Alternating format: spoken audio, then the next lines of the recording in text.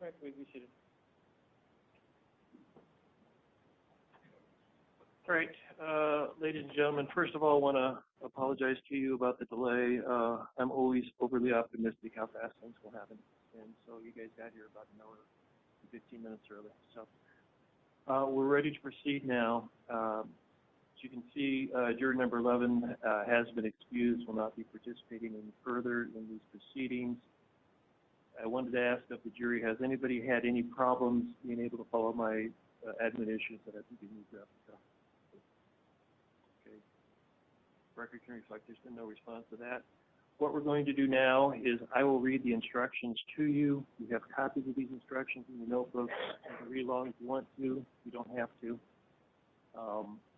After the instructions are read, then we'll start with closing arguments. We'll take a break, a very short break for lunch. I know you guys have already ordered your lunch, so we'll have you eat that. You will be sequestered today, basically. So you need to stay together and or just follow the instructions of Cindy the bailiff. So the record can reflect that Ms. Grigsby does not need to report my reading of these instructions because the instructions themselves are the record. So with that, instruction number 1, members of the jury, the evidence in this case has been completed. In a moment, I will read to you the instructions that contain the rules of law you must apply to reach your verdict. You will have copies of what I read to take with you in the jury room. But first, I want to mention a few things you need to keep in mind when you're discussing this case in the jury room.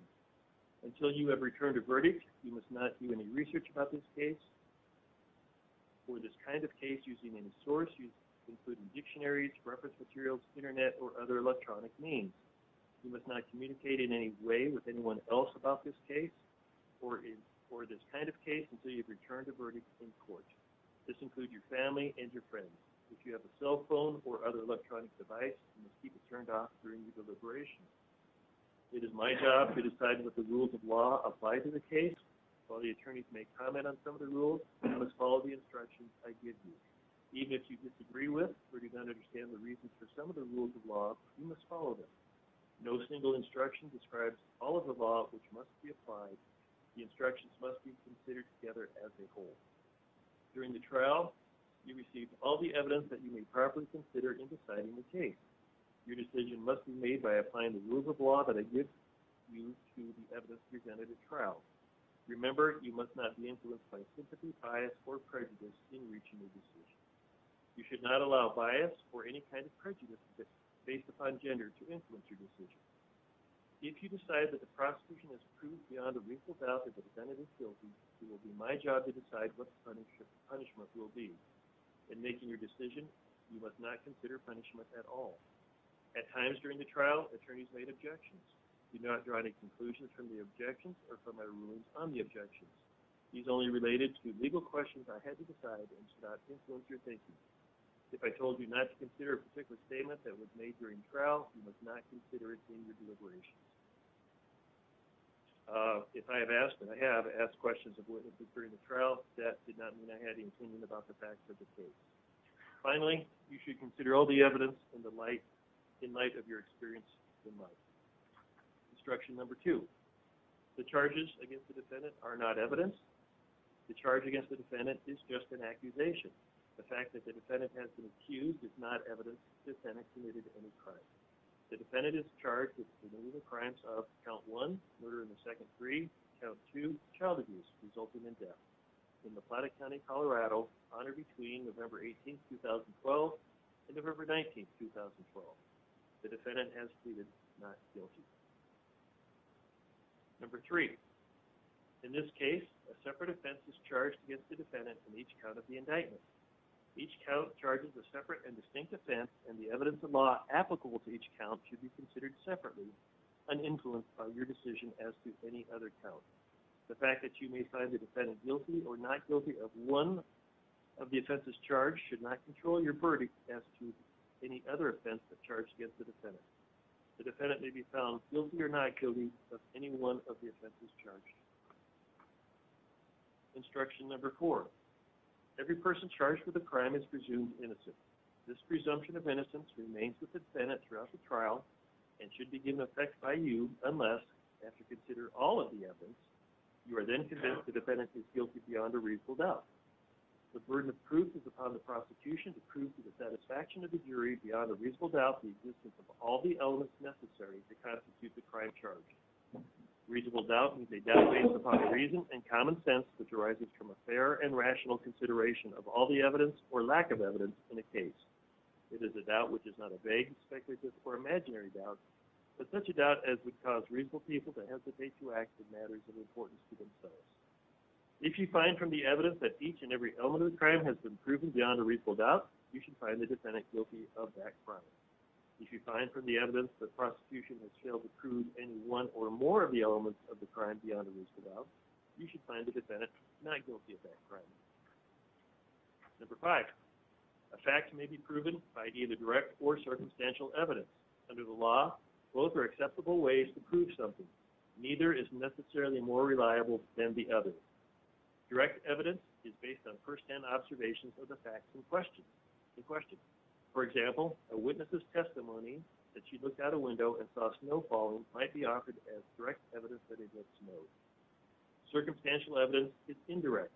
It is based on observations of related facts that may lead you to reach a conclusion about the facts in question. For example, a witness's testimony that she looked out a window and saw snow covering the ground might be offered as circumstantial evidence that it had snowed. Instruction 6. The court admitted certain evidence for a limited purpose. You are again instructed that you cannot consider that evidence except for the limited purpose I told you about when it was admitted. In this case, one type of such evidence includes testimony and evidence relating to certain photographs and the defendant's reaction when confronted to such photographs. Evidence concerning the photographs were admitted into evidence for 2 purposes. The first was to allow the prosecution to attempt to prove the defendant became violently enraged when confronted by others with the photographs. The second reason such evidence was admitted to allow the prosecution to attempt to prove motive. Instruction number 7. It is the defense theory of the case that Dylan Redwine left the home of his father on the morning of November 19, 2012, while the father was at work and running errands. Mr. Redwine has no burden to establish how his child died. He is not asserting that the animal attack is the only means by which his son was harmed, only that he did not harm his child. The defense contends the prosecution failed to present sufficient evidence to prove the guilt of the defendant as to the crimes charged and as to the lesser included offenses. Number 8, the defendant has the constitutional right not to testify. His decision not to testify cannot be used as an inference of guilt and cannot prejudice the defendant. It is not evidence, it does not prove anything, and it must not be considered for any purpose. Instruction number 9. You are the sole judges of credibility of each witness and the weight to be given to the witness's testimony. You should carefully consider all the testimony given and the circumstances under which each witness has testified. For each witness, consider the person's knowledge, motive, state of mind, demeanor, and manner while testifying. Consider the witness's ability to observe, the strength of that person's memory, and how that person obtained his or her knowledge. Consider any relationship the witness may have to either side of the case and how each witness might be affected by the verdict. Consider how the testimony of the witness is supported or contradicted by other evidence in the case. You should consider all the facts and circumstances shown by the evidence when you evaluate each witness's testimony. You may believe all of the testimony of a witness, part of it, or none of it. Number 10, the number of witnesses testifying for or against a certain fact does not, by itself, prove or disprove the fact.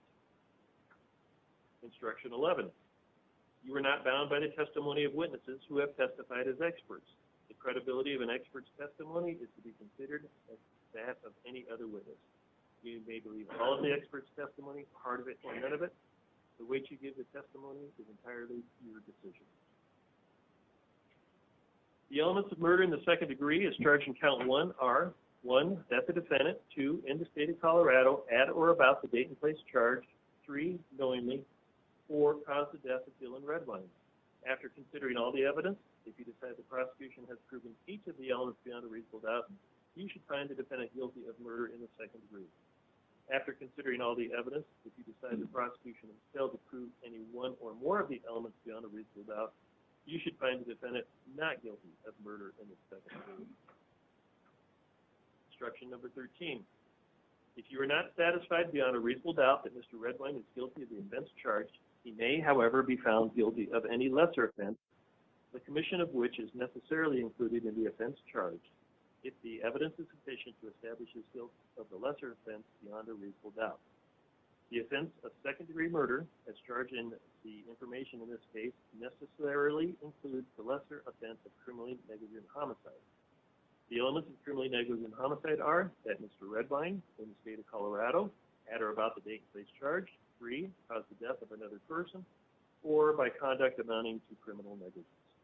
You should bear in mind that the burden is always upon the prosecution to prove beyond a reasonable doubt each and every element of any lesser included offense, which is necessarily included in the offense charged in the information. The law never imposes upon the defendant, in the criminal case, the burden of calling any witnesses or producing any evidence. After considering all the evidence, if you decide the prosecution has proven each of the elements of the crime charged or of a lesser included offense, you should find Mr. Redwine guilty of the offense proven, and you should so state in your verdict.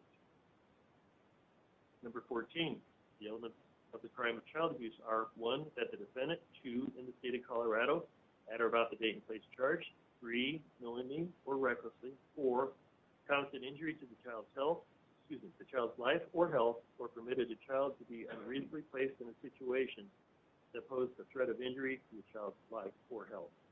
After considering all the evidence, if you decide the prosecution has proven each of the elements beyond a reasonable doubt, you should find the defendant guilty of child abuse. After considering all the evidence, if you decide the prosecution has failed to prove any one or more of the elements beyond a reasonable doubt, you should find the defendant not guilty of child abuse. Instruction 15. If you are not satisfied beyond a reasonable doubt that Mr. Redwine is guilty of the offense charged, he may, however, be found guilty of any lesser offense, the commission of which is necessarily included in the offense charged, if the offense is sufficient to establish his guilt of the lesser offense beyond a reasonable doubt. The offense of child abuse, as charged in the information in this case, necessarily includes the lesser offense of child abuse committed with criminal negligence. The elements of child abuse committed with criminal negligence are that the defendant, in the state of Colorado, at or about the date and place charged, with criminal negligence. This is incorrect that I have on your verdict form. Yeah. So the record can reflect that instruction number 15, the court found an error. Element number 3 should state with criminal negligence. Any objection to that change from the parties? No, Your Honor.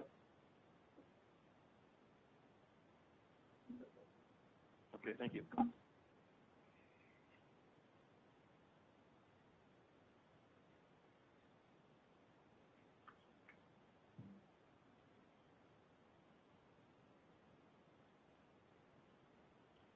Okay, the elements of the crime of child abuse.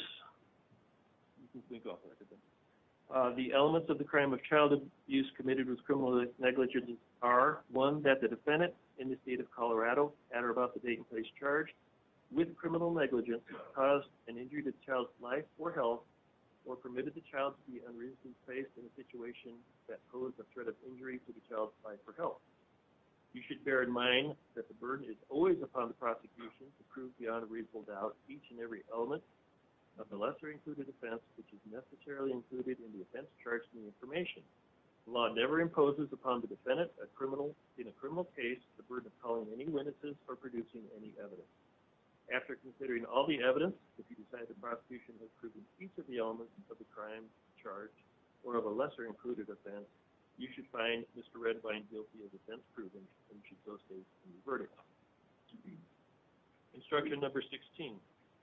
If you find the defendant not guilty of child abuse and child abuse committed with criminal negligence, you should disregard this instruction and sign the verdict form to indicate your not guilty verdict. If, however, you find the defendant guilty of child abuse or the lesser included offense of child abuse committed with criminal negligence, you should sign the verdict form to indicate your findings of guilt and answer the following verdict question on the verdict form. Did the child abuse result in death? Answer, yes or no. The prosecution has the burden of proof beyond a reasonable doubt that the child abuse resulted in death. After considering all the evidence, if you decide the prosecution has met his burden, you should mark yes in the appropriate place and have the foreperson sign the designated line of the verdict form. After considering all the evidence, if you decide the prosecution has failed to meet this burden, you should mark no in the appropriate place and have the foreperson sign the designated line of the verdict form. Instruction number 17. A crime is committed when the defendant has committed a voluntary act prohibited by law together with a culpable state of mind. Voluntary act means an act performed consciously as a result of effort or determination. Proof of the voluntary act alone is insufficient to prove that the defendant had the required state of mind.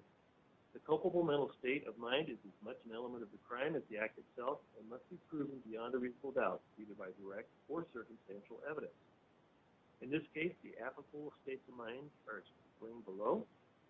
A person acts knowingly or willfully with respect to conduct or to a circumstance described by a statute defining an offense when he is aware that his conduct is of such a nature or that such a circumstance exists. A person acts knowingly or willfully with respect to the result of his conduct when he is aware his conduct is practically certain to cause the result. A person acts recklessly when he consciously disregards the substantial and unjustifiable risk that a result will occur or that a circumstance exists. A person acts with criminal negligence when, through a gross deviation of the standard of care that a reasonable person would exercise, he fails to perceive a substantial and unjustifiable risk that a result will occur or that a circumstance exists.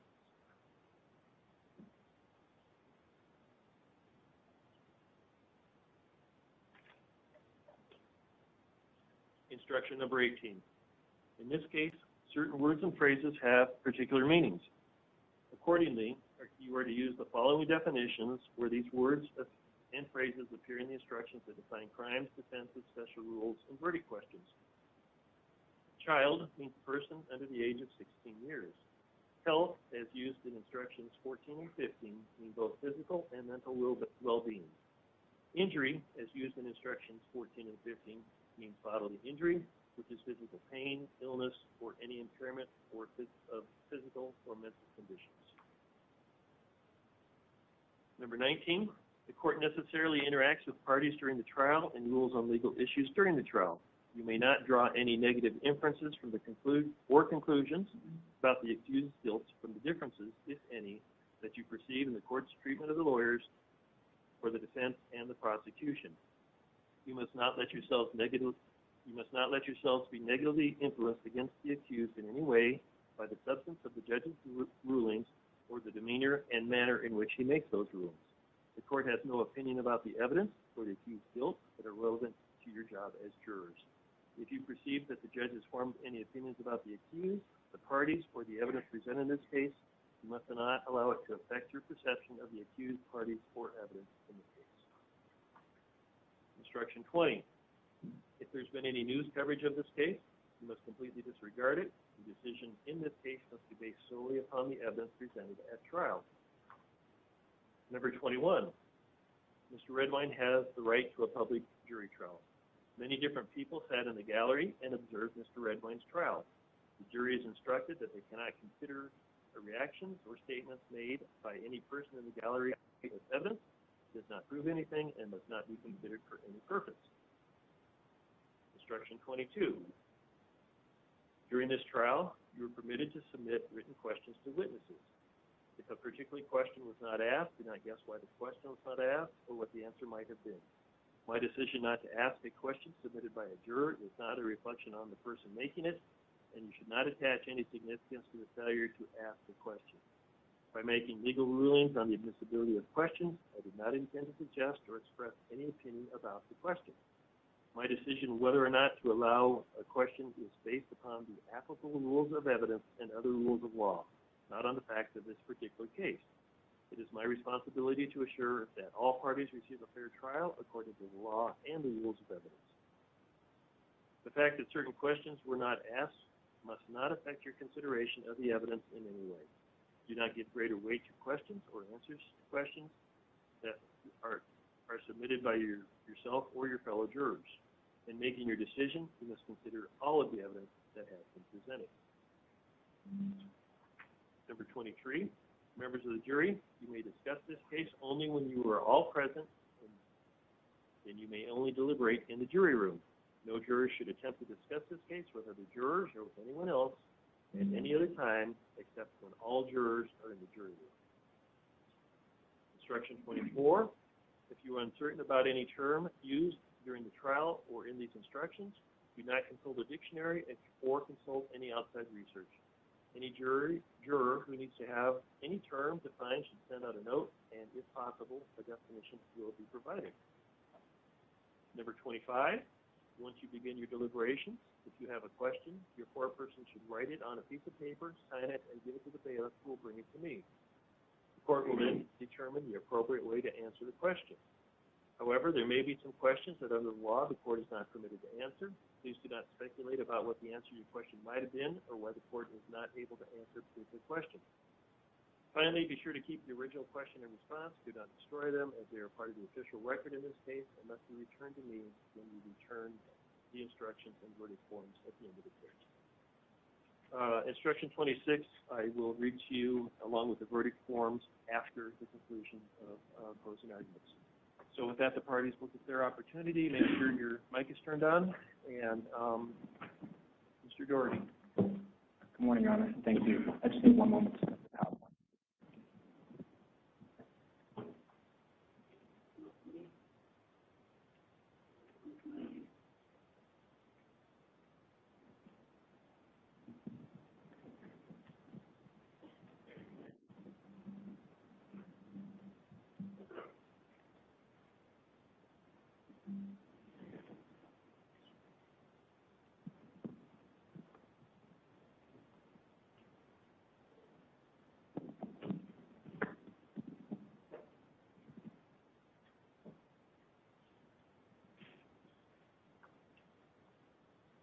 Good morning. At its core, this is a simple and tragic case. A damaged and deteriorating relationship that turned deadly on November 18th, 2012. And despite the defendant's best efforts to avoid responsibility and accountability, we are here today, and justice is about to come. As Agent Grusing told the defendant, justice is about to come. Back in November 18, 2012,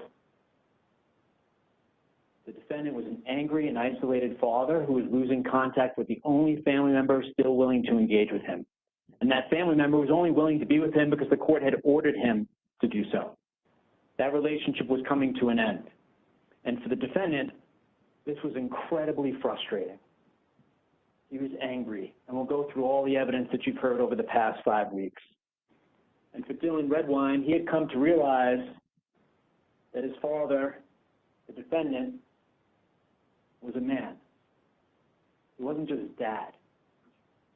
Dylan had started to realize things about his father, the incredible hatred that he had for his mother and his brother at times, the way he acted, the things he liked, and their relationship had deteriorated incredibly over the past couple months before the murder took place. Dylan was no longer simply an adoring young boy who just wanted to be with his parents. He came to recognize that his parents were people. And he came to recognize the person that the defendant was in his life. And for the defendant, the last family member who had any contact with him was starting to realize why every other family member had broken off that contact with the defendant. That's what's happening in the time from September through November of 2012. We are here today because this man killed Dylan Redwine. And it's a murder trial. So we spent a lot of time talking about the evidence that proves him guilty beyond a reasonable doubt. Let's talk for a moment about Dylan. He was killed when he was 13 years old. Let us not forget that when we talk about luminol and phenolphthalein and human trace and DNA and human brain dogs, we're talking about a 13-year-old boy whose life was ended. Let us not forget when we talk about sharp force injuries to the right zygomatic arch of the partial cranium, that we're talking about the head of Dylan Redwine. Let us not forget, when we look at phone logs and cell records, text messages, that we're actually talking about the last words of a 13-year-old boy who this defendant killed on November 18th, 2012. Because of what the defendant did, this world will never know Dylan Redwine beyond that day. We'll never know the impact that he would have had on this world today. His high school years, college, a future, a family of his own, all those things were robbed because of that guy. We'll never know. But behind the 5 weeks of trial that we've spent here together and the mountain of evidence against this defendant is the life of a 13-year-old boy that was robbed by this defendant on November 18th, 2012. We have learned during this trial, while listening to the evidence against the defendant, a fair amount about Dylan. He was a young boy. He was happy. He was engaging. He lit up the room. The witnesses talked about the impact he had on their lives. Everyone who took the stand and swore to tell you the truth told you about Dylan and the positive impact he had on them. Amanda Saxton told you Dylan was feisty, and he would stand up and fight for those that he loved and for what he believed was right. And that Dylan loved his family and was severing the relationship with the defendant because of the defendant's incredibly hateful conduct, his mother and his brother, as well as the photographs and the deteriorating relationship between the defendant and Dylan. Even for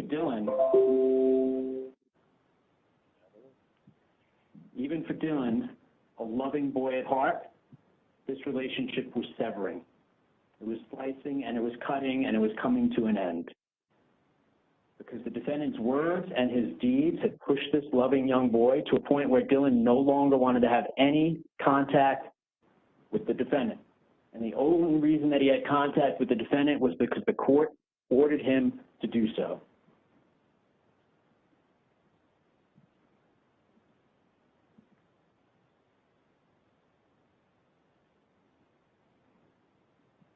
I'm sorry, Your Honor.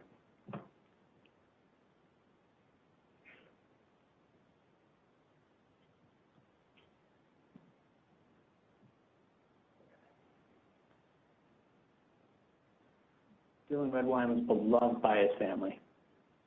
And like many 13-year-old kids, he had become very close with his friends, old and new. And he stayed in constant contact with them through his phone, email, text, and social media, and left a trail of breadcrumbs for us to follow to this defendant.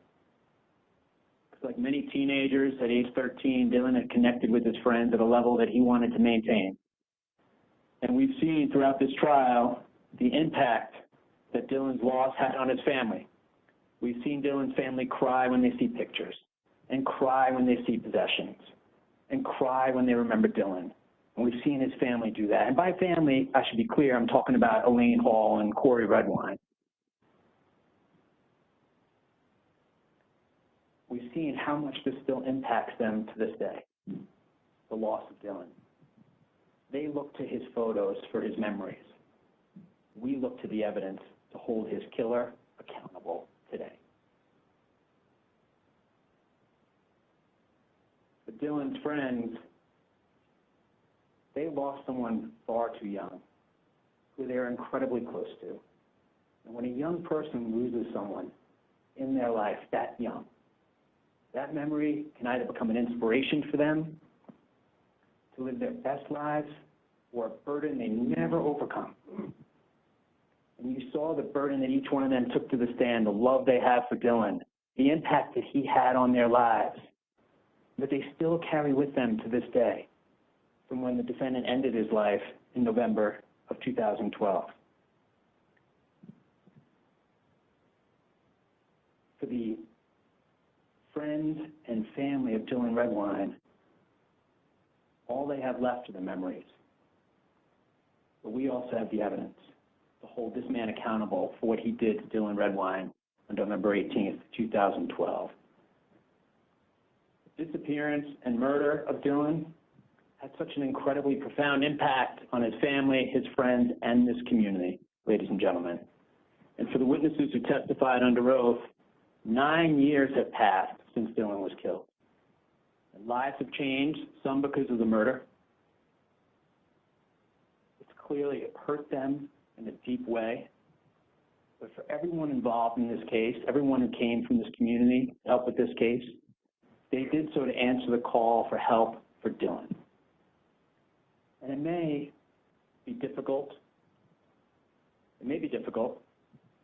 for some to think about how could a father kill his own son? How does a father kill his son? And deny the world Dylan Redwine?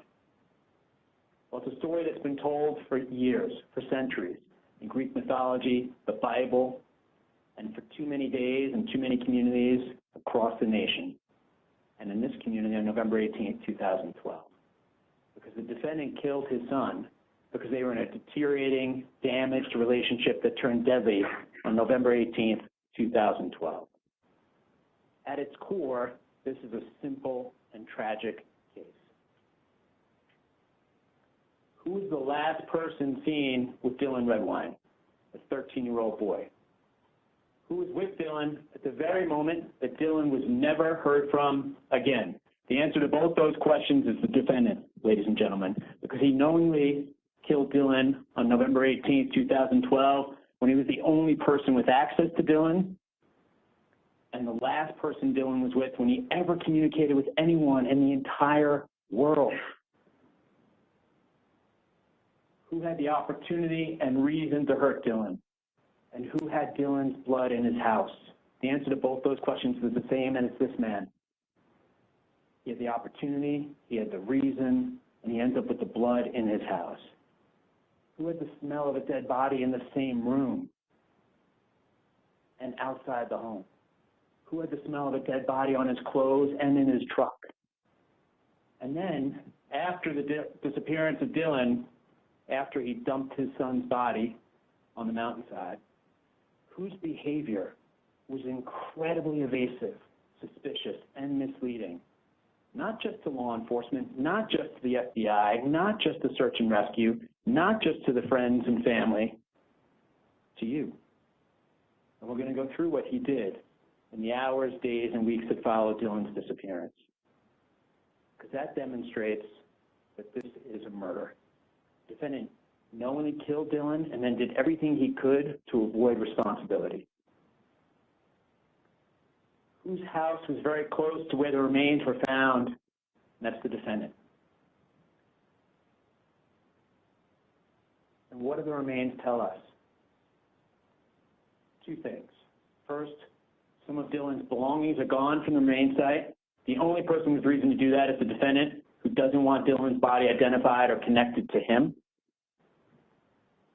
And what did Dylan's remains, which the defendant did his best to dispose of, and he almost succeeded. But what do the remains tell us about what the defendant did on November 18th, 2012? What does it say when you see blunt force trauma and sharp force injuries to the right zygomatic arch of the partial cranium, Dylan's head? The defendant knowingly killed Dylan Redwine, ladies and gentlemen, and that is why we are here. And when you look at each one of these questions, it's a simple and tragic case. Occam's razor. You slice and cut away the things that are unreasonable and look at what the evidence shows you. The defendant's going to argue, as he has throughout the trial, that all these things are simply a coincidence. A wise man once said, coincidences are the universe's way of pointing you to truth. These are not simply a string of random coincidences. Every question is answered the same. The defendant. He killed Dylan Redwine on November 18th, 2012, ladies and gentlemen. Let's break down each one of those, and I'm going to go over the evidence in support of each one of those factors. Each one of those pieces of evidence that proves the defendant guilty of murder in the second degree and child abuse resulting in death. The defendant's the last person seen with Dylan. He picked up Dylan from the airport on November 18th, 2012 at around 5:45 p.m. Less than 5 hours later, in a fairly isolated area near Vallecito Lake, Dylan is never heard from again and never seen again. When Dylan arrives at the airport, think about that moment. Because when he arrives at the airport, he does not want to be with the defendant.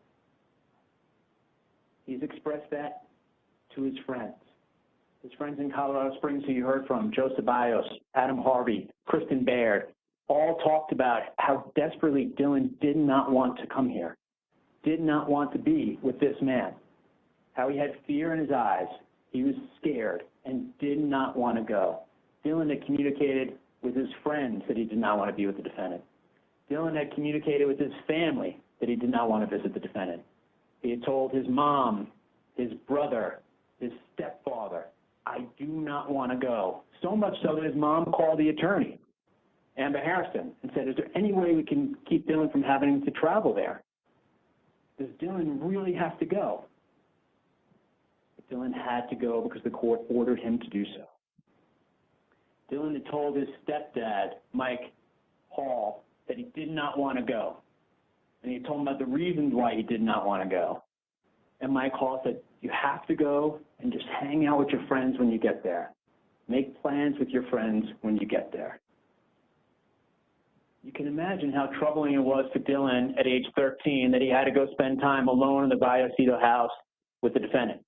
Given the lead up, the history, the photographs, and the things you've learned about throughout the course of this trial, the 3 months leading up to it in which Dylan never spoke to the defendant, he wanted to break all contact and he wanted that relationship severed. It's not surprising that all those ongoing events in their relationship would lead Dylan to want to avoid this visit at all cost.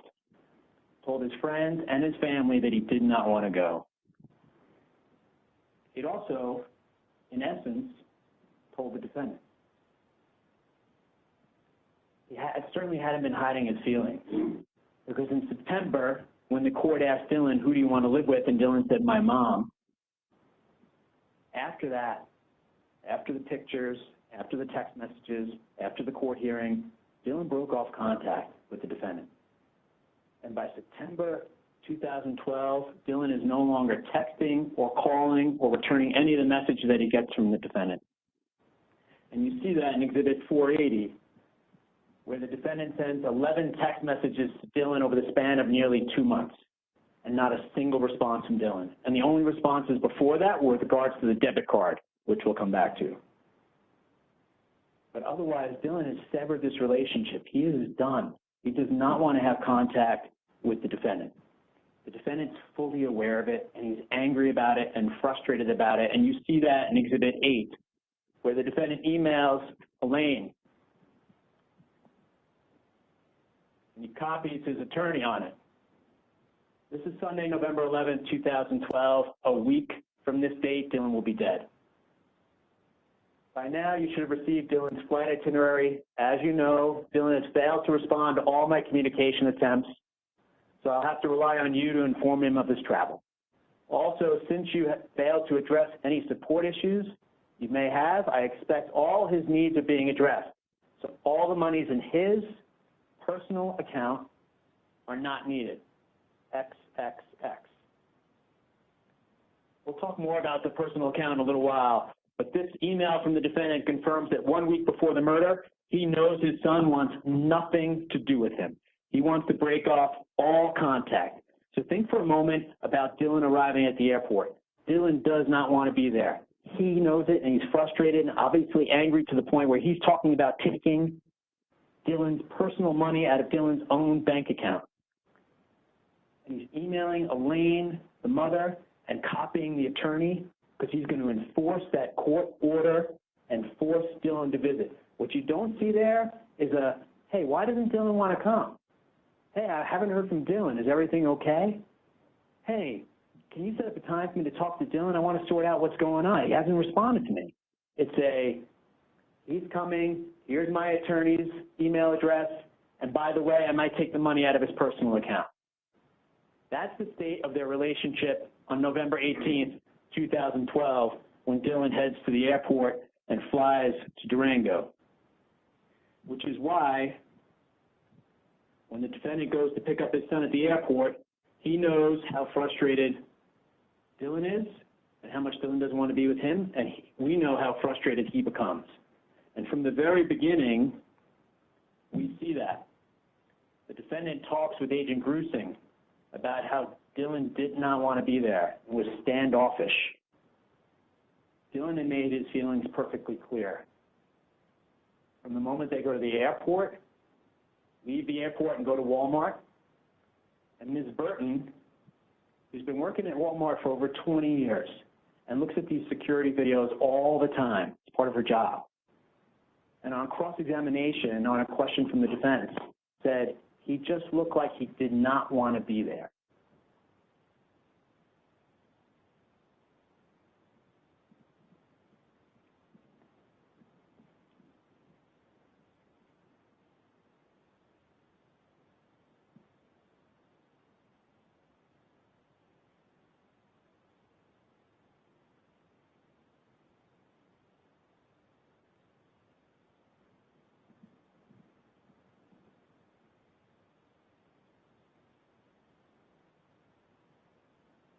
They spend 41 minutes in Walmart.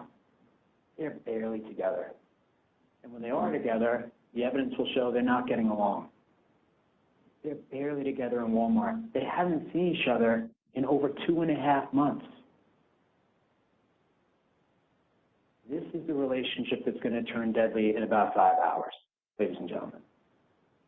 Dylan does not want to be there, and it's why he does everything he can to avoid his father, including having reached out to Ryan Nava earlier that day. He reaches out to Ryan at 12:05.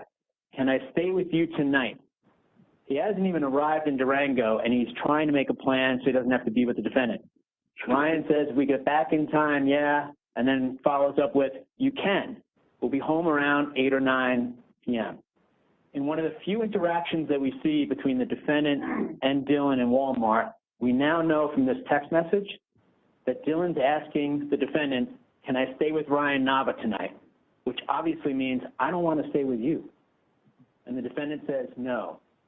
And Dylan sends a message from Walmart at 6:57, can't come, sorry, I'll hang tomorrow. And if you watch the Walmart video, you see at 6:57, they're walking down the aisle together talking at that point.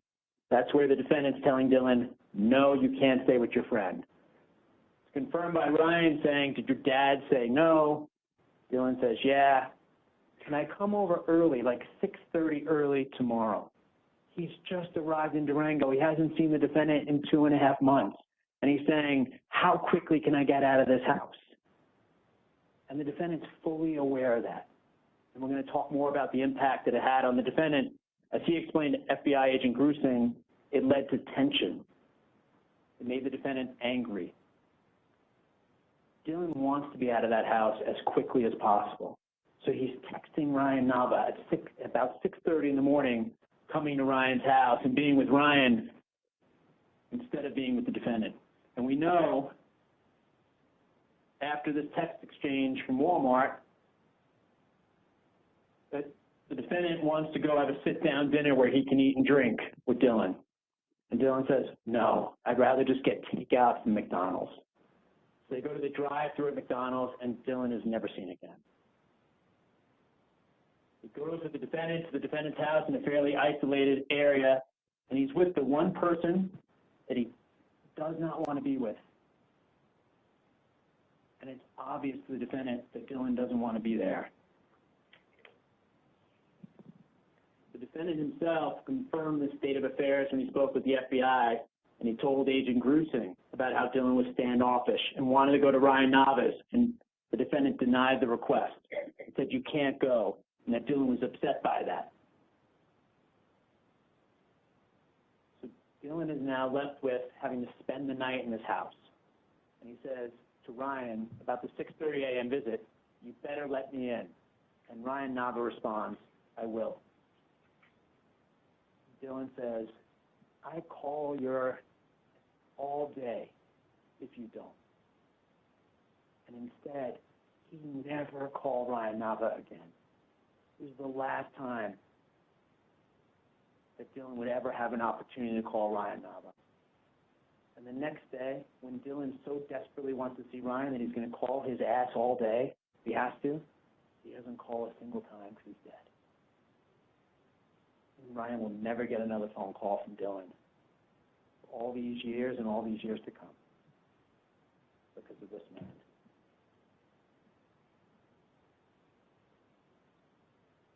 The defendant confirmed all this to Agent Grusing and talked about how there was tension about this. And Dylan, and this is an important fact we'll talk about later, that Dylan told the defendant he was going to meet Ryan Nava at 6:30 the next morning. Do you remember that? Going to meet Ryan Nava at 6:30 the next morning, and the defendant was going to drive him to Ryan Nava's house so he could be there for the 6:30 a.m. meeting that they set. And we're going to be coming back to that in a few minutes, ladies and gentlemen. So Dylan is last seen alive with the defendant. They leave the Walmart. They go home to the defendant's isolated home out in Vallecillo Lake, but they're not alone in the car. Along with them in that ride is tension and anger with them. And the defendant's the last one to see Dylan alive. But there's more.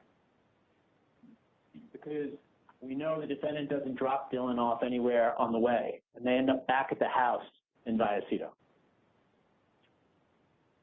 In just a couple hours, Dylan will never be heard from again. He's in that house in Vallecillo, and we have a young boy, Dylan, who's on Facebook, text message, his phone all the time. And he leaves that trail of breadcrumbs for us to follow so that justice will come. His friends testified that Dylan responds to their text immediately, all the time, and you see it in the exhibits that have been entered into evidence.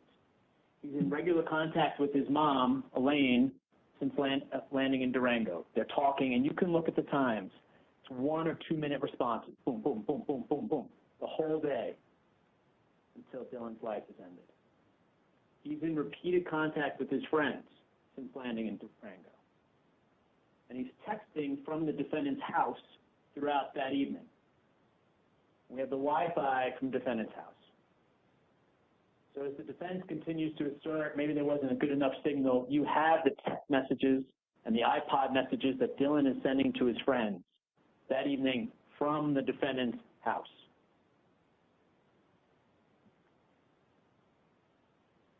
The text with Amanda Saxton.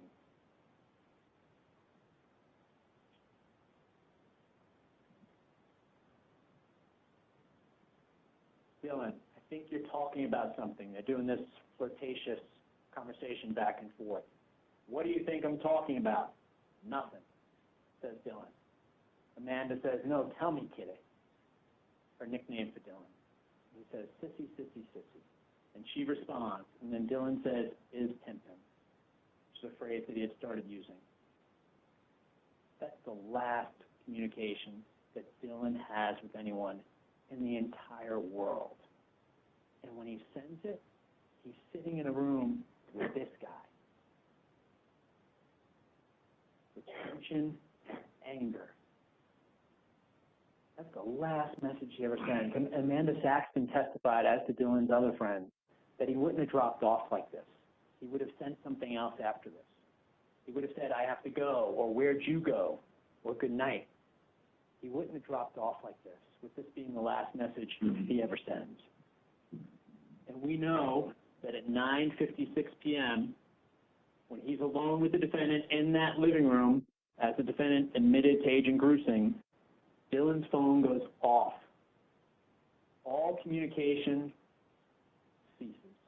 Dylan is off the grid because his life is over. So let's consider these facts, ladies and gentlemen, and the fact that really helps us understand what's going on in that living room is Dylan's trail of communication. It really is the breadcrumb trail that we could follow to what happened. Because at 9:37 p.m., Dylan has no further contact with anyone. No text at all with anyone after that. He's texting throughout the evening before going radio silent at 9:37 p.m. So he's not just last seen with the defendant is with Dylan when Dylan is never heard from again. And there's only one person in the room with him when that happens, and that's the defendant.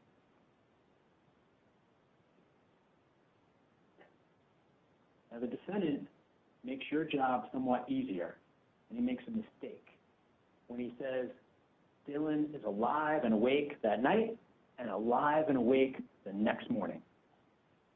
Because the facts, the evidence, and common sense prove that's impossible. First, you look at Dylan's use of phones and social media. This was a kid, like many teenagers, on the phone and social media all the time. He's very connected to his friends. He responds immediately. He's in frequent contact with them and with his family. He doesn't respond to his friends that night. He doesn't respond to his mom, who asks if he's doing okay. He also doesn't check Facebook, which he checks every day. He doesn't check it late that night, and he never checks it again. And on November 19th, his Facebook page shows 0 activity. Dylan is gone. He is gone. At the same time, he's in the living room with this man who's angry with him about a damaged and deteriorating relationship. They were texting, him and his mom, on the 18th, 7:03 p.m. Your dad gets you, son? Yes.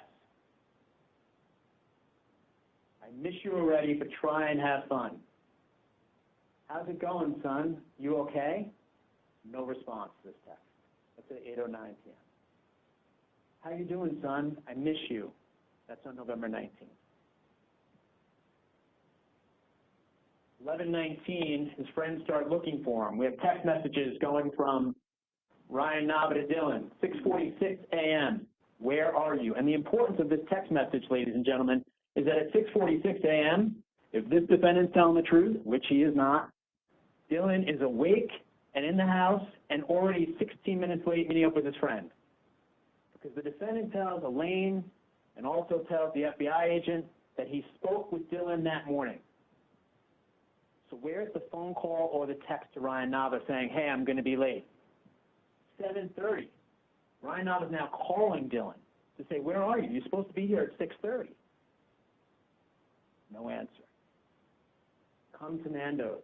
Dude, your dad's looking for you at 4:12 p.m. Are you all right, dude? 7:59. You need to call somebody, anybody, ASAP. We're all worried about you. Your mom called, and she's worried, bro. 8 o'clock. Seriously, when you get the message, call someone. The key piece here for you is that the defendant has told us that Dylan is alive and awake in the morning. It makes your job easier because you realize if he was alive and awake in the morning, his day looks much different. Because the defendant says he's leaving the house at 7:30 in the morning. That's the time he says he left the house. That's the time that Ryan Nava is calling to say, where are you? And texting. If the defendant's story were true, he would be responding to Ryan. He'd be responding to his mom. He'd be up and checking Facebook. And the defendant gives no explanation as to why Dylan has suddenly stopped using his phone, his iPod, and his life to communicate with his friends. And if the defendant's story were true about the morning, why would Dylan not have taken the ride to Ryan Nava's house? Why would the defendant not tell him, text or call Ryan, we're supposed to be over there at 6:30, we're already late? And why is Dylan not answering the 7:30 in the morning call, ladies and gentlemen? Dylan were alive on the morning of November 19th, and you know a lot about Dylan Redwine. We never had the privilege of meeting him, but you know a lot about him.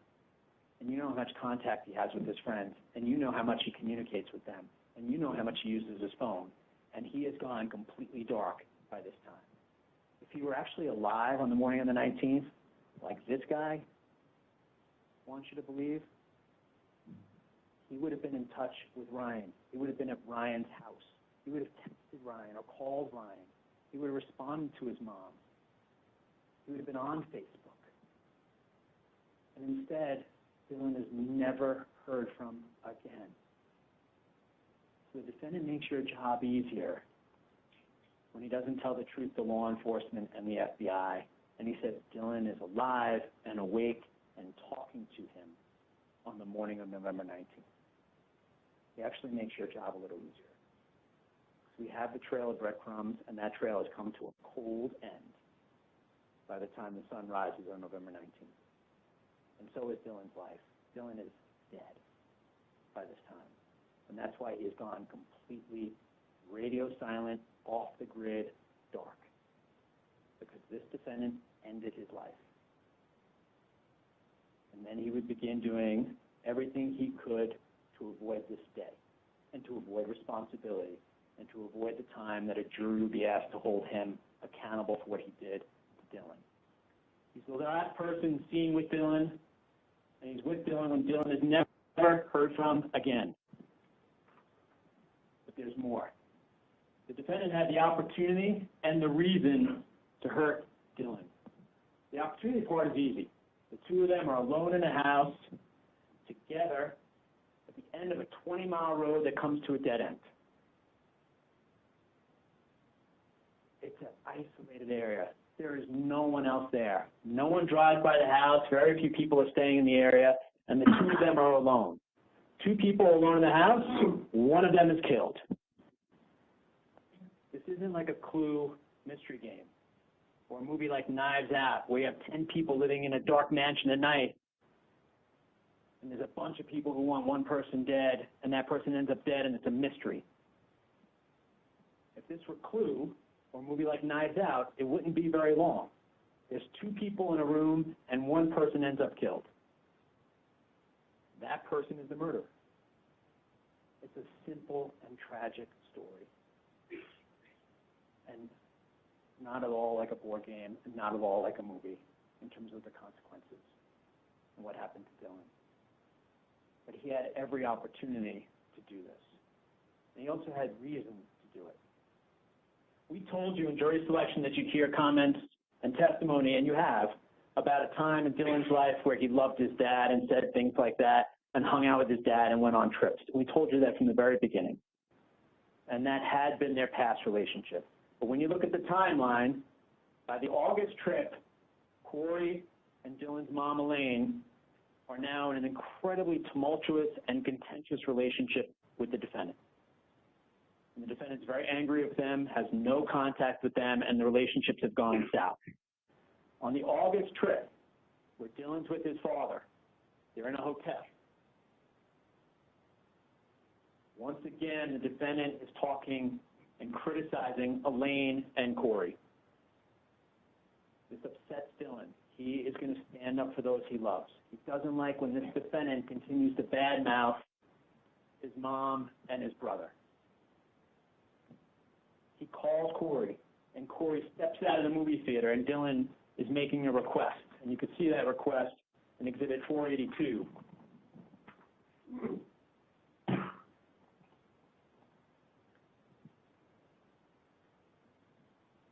Hey, send me those proof pics of Papa. He gave a speech about you guys being a bad example, and I want to show him what he really is. That text is sent from Dylan to Corey at 10:35. You got him yet? You got him yet? And then at 11:19, hey, send me those proof pics of Papa, because he gave a speech about you guys being a bad example, and I want to show him what he really is. Dylan then sends that message again, 11:19, 11:21, 11:22, 11:24, 11:24 again, and 11:27. And Corey Redwine doesn't want to send them to Dylan, because he knows that Dylan is going to use them to hit the defendant's emotional target. So Corey says, hey, my email got wiped. I've lost the photos. But Dylan had already seen them. He saw what they were about. And you know from Agent Grusing that the defendant then goes on Dylan's phone and sees what this is about. This was a deteriorating and damaged relationship by August. They have a fierce argument. Dylan leaves the hotel room. And after this, in the September custody hearing, Dylan asked to be with his mother and further rejects the defendant. that same day, and it's no coincidence it's the same day, when the judge grants primary custody to Elaine Hall, the very same day, the defendant books this trip that brings us here today. It's the act of an angry man who's going to hold that court order in place. And Dylan then rejects his father further, not returning his text, ignoring his calls, and trying to get out of the court-ordered visit in November. It's no coincidence, ladies and gentlemen, that the last person seen with Dylan, the last person with Dylan, when he's last heard from, also happens to be alone and angry with Dylan. It is a broken and toxic relationship, not just with Dylan, but also with the rest of the family. And in some ways, this is about more than the anger the defendant has at Dylan. And what he does is more than just anger at Dylan. It is rage at the family situation. You see it here in the timeline. So when we hear from people about a year earlier, they were hanging out and having a nice time, that's great. But what matters is the timeline before this happens, because that tells you where they were and how their relationship was working when Dylan was killed. And Joe Ceballos testified, his good friend from Colorado Springs, Dylan had fear in his eyes. Kristen Baird said Dylan was scared and did not want to go. And we were hugging him. It turned out to be the last time they would ever have a chance to hug Dylan. And the defendant was not taking this rejection very well.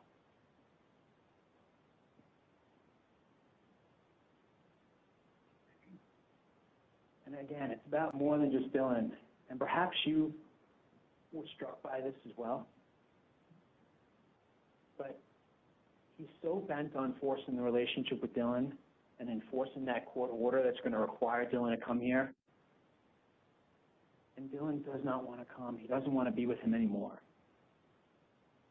So his mom calls Amber Harrison. And perhaps she was struck by the fact that the attorney takes the stand. And she starts crying. And you suddenly realize she too feels guilt. Because she told Elaine, you have to put him on the plane, or you're going to be held in contempt of court. And the attorney is crying because she realized that she was just doing her job and giving the right advice, but dooming Dylan, dooming him. Because after he arrived, 5 hours later, he is dead. So when Amber Harrison takes the stand, she cries because she realizes, through no fault of hers at all, that Dylan ended up with the defendant, serving a sentence that he did not want to serve, that the court required him to serve, in being with this man.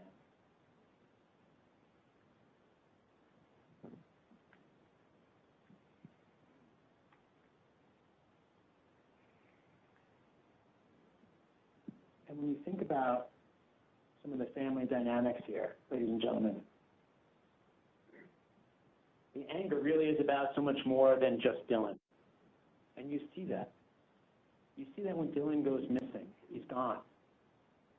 The last place he's seen is with the defendant in the defendant's house. And the defendant tells the FBI, I think it's probably because of Elaine. He may have ran away because of Elaine. And Agent Grusing says, what are you talking about? He left Elaine and he's here now. Why would he run away from her when he's here? Even in their opening statement to you, they had a slide up here with Elaine's picture. And they said, she's the main generator as to why we're here. What are we talking about? She was hundreds of miles away. Her alibi checked out. Her son is killed. And even here at trial, the defendant's blaming her. She's the main generator. Her son was killed. This case, for 9 years, and the relationship building up to Dylan's murder was about more than just the anger that the defendant had towards Dylan and the rage he acted with that night. The whole family dynamic. You might think you're reading like Shakespearean work, where the father is isolated, alone, and angry, and every family member has left, except the adorable, cute boy who's left behind because he has to be there pursuant to the court order. And then the defendant acts out and kills that boy because of his anger towards that boy and everyone else. But unlike Shakespeare, this is no fiction. And in real life, we never get to meet Dylan Redwine because he's dead on November 18th, 2012. Because upon arriving, the defendant gets more rejection from Dylan. At the airport, at Walmart, Ryan Nava, the phone call, and being on the phone, not wanting to go to dinner with his dad, wanting to go to McDonald's. By the defendant's own admission to the FBI, there's tension in the house. What rejection happened in the house that was finally too much for the defendant? What did Dylan say? What did Dylan do that finally infuriated him? Like many murder cases, we'll never know because the victim is dead. And most murder cases don't happen in public. But without the victim, we're left with the evidence, the mountain of evidence against this man. We know that Dylan's in the living room, and Dylan's the kind of kid who's going to stand up for his mom, stand up for his brother. We know Dylan knows about the poop pics, as he calls them. I could show them to you, but you remember them, ladies and gentlemen. Think about the impact they had on his 13-year-old son and how desperately Dylan wanted to use them during that August fight. Do you think it would have taken much for Dylan to use them in November, to bring them up, to talk about them? So perhaps it's the poop pics. I can't tell you what was going on in his mind that night.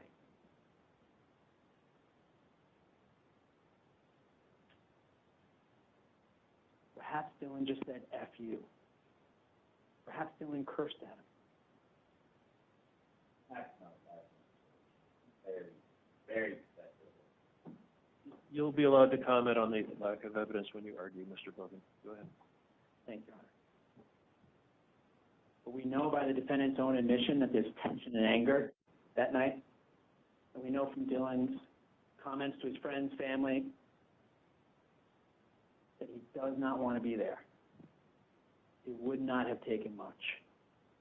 And you're allowed to consider the pictures of the defendant with the feces smeared on the diaper and him wearing the women's lingerie and eating the feces out of the diaper as evidence of the deteriorating relationship as well as a possible motive.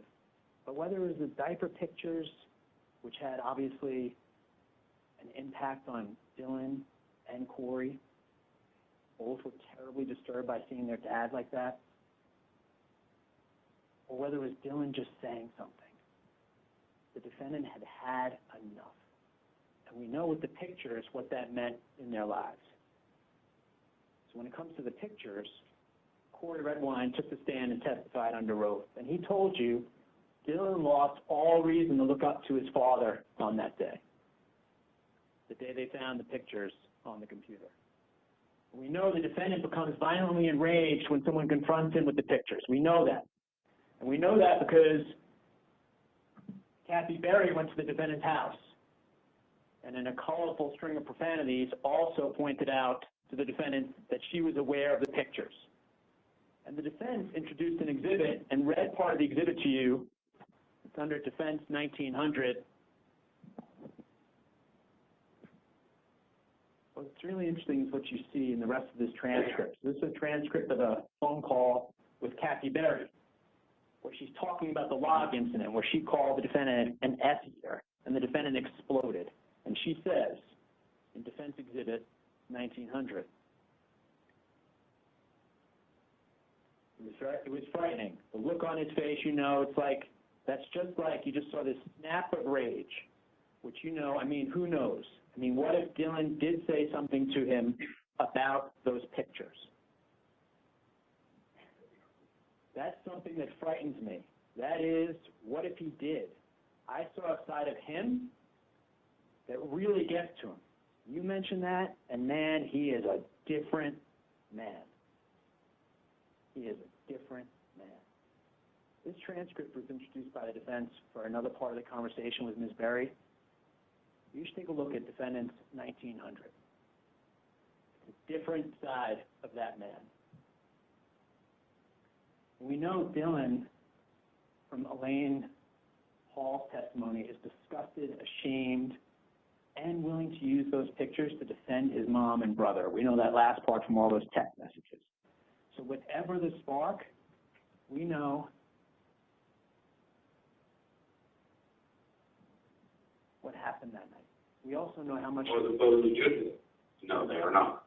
So that's not you in the photos? I'm not arguing that it's my Facebook photos. What I'm arguing is the fact that they were fabricated. Because actually, I believe that Elaine and Corey were coming into my house from New Zealand, going through my personal belongings when I traveled out of town. Because I have a heliocentric system on there, and Corey knew how to get into that. I found all kinds of things missing. And I came up with a scheme that had to be so outrageous that they could not talk about it. And that's exactly what I got out of that. Did I ever intend to be sitting here on your show having this conversation with you or them? Absolutely not. They're saying they broke into your house and fabricated the picture. I fabricated pictures, nothing available. That's obviously not true, right? That he fabricated those pictures, you can look at them. There's no fabrication there. But he's willing to go on Dr. Phil and tell that story because of how badly he wants to hide this part of himself. So you can imagine the reaction if his 13-year-old son says something about it to him. A 13-year-old son who is ready and willing and anxious to do so in August. Whatever started it, we know Dylan will stand up for his mom and for Corey. And we see that in that Exhibit 482, where he's asking Corey for those pictures so he could stand up and fight for his family. Whatever it was, it just needed a spark because of how much their relationship had deteriorated. Whether it's a comment about the poop pictures, whether it's saying something else to the defendant, all it took was a spark, and that's what happened on November 18th, 2012. And that's why Dylan goes off the grid when he's in that living room. But there's more than that. It's more than deteriorating relationship before and what happened in the living room on November 18th, 2012, and all the evidence that comes after.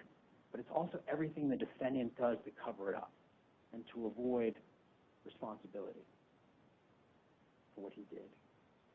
We know that Dylan's murder was not caused by an accident. We know Dylan's murder was not caused by a bear because of all the evidence that comes before and everything that he did after. And all it took was a spark for this man to end Dylan's life, ladies and gentlemen. We also know that we have Dylan's blood in the same room. So at 9:37 p.m., we know the defendant and Dylan are in the living room. Dylan never has communication with anybody else again in the entire universe. And from the evidence in the case, we also know that's where the defendant killed Dylan. The defendant says they were spending time in the living room. There was tension. There was anger. In the living room, we have floors that were recently installed and purchased after the fire, and also new furniture that was purchased after the fire. And Dylan had only been in the house on a few occasions between the floors and the furniture being purchased and the time when he was killed. And November 18th, 2012 would be his last time in that house. The living room is relatively new. You have the certificate of occupancy in evidence from April of 2011. It shows that the defendant was not living in the house for a period of time because of a fire. And the fire had required major renovations, including the new floor and the new furniture. And I know how close you paid attention throughout this trial, so you likely remember this. But the defense expert's on the stand, Richard Eichenblum. And he's talking about evidence in the living room. He's talking about the crime scene. He's trying to give you his expert opinion. And Mr. Johnson says to him, when was the fire? And Dr. Eichenblum says, what fire? And Mr. Johnson says, well, when did he get the new furniture? What new furniture? How about the new floors? When did he get the new floors? And the defendant's expert says, that would be relevant information. Heck, yes, to be relevant information, because if you're an expert, as Dr. Eichelbloom is, and like the people's witnesses, you know that the amount of time someone spends in a house will factor into the analysis of why you're finding the person's blood there. We also know this from all the work that CBI did at the scene. As the defense expert says, luminol is especially helpful when the suspect cleans up. Luminol tests positive in the house, 5 different locations. Phenolphthalein, as the defense expert said, can rule out false positives. They also use phenolphthalein. And they went hemotrace. The only false positives with hemotrace are higher level primates, such as orangutans and chimps, and also ferrets. So we have 5 blood samples tested 3 different ways, positive. And the defense expert, upon hearing that, says CBI used a good procedure. So let's talk about what CBI did. We have Mr. Clayton, who's been in over 1,000 different crime scenes. And he tells you how, well, you already know this, how unusual it is to find blood cleaned up throughout a living room, particularly a living room with a new floor and new furniture. And the way the blood was spread out, there's a broad area, reflects to Mr. Clayton, who's an expert, that there was movement. Also, the blood being under the carpet but not on the carpet shows that someone has made efforts to clean it up. Throughout the trial, the defense fought hard to deny that it's the defendant's blood. The defense challenged every single witness on whether this is Dylan's blood or not. Think about the lengthy cross-examinations about whether it's Dylan's blood in the living room or not. They challenged the validity of the test, even the one that only has false positives when it's a chimp. And in a murder case, of course it makes sense for the defense to say the blood is not that of the victim. That makes sense, right? You would do that. Except it's too little too late, because when the evidence recovery team truck rolled up on November 29th, the defendant blurted out for the first time that Dylan was dripping blood in the living room. So as we continue to hear evidence throughout this trial about whether that blood is Dylan's or not, keep in mind that the defendant himself tells the FBI it is Dylan's blood. Now, the jury will remember what the evidence is in their collective memories. You can comment on, I think it's a fair comment, you'll be able to do the same. Go ahead. So you may remember that the defendant tells 3 false versions before that. It's a whole bunch of people, but ends up telling the FBI on November 29th when the truck pulls up, Dylan was dripping blood on the floor. So as we go through this trial, and as we talk about whether it's Dylan's blood or not, I would ask you to remember that the defendant has told us, after giving multiple false versions, the defendant has told you Dylan was bleeding on the floor. And we'll talk about that more in a little while. But we know it's Dylan's blood from the room. Remember, as Agent Grusing said, when you hear a statement by a suspect, look for vague statements or omissions. I would suggest to you that when the defendant leaves out any detail or mention of how he cleaned up the blood, that's that kind of vague statement. That's that kind of omission that Agent Grusing says to look out for. He says Dylan's dripping blood on the floor from an ulcer. That's his first version, or first version of the third statement. He never says how he cleaned it up, because he doesn't want to detail what he did to clean up a murder scene. We had a lot of discussion about whether blood can be cleaned up or not.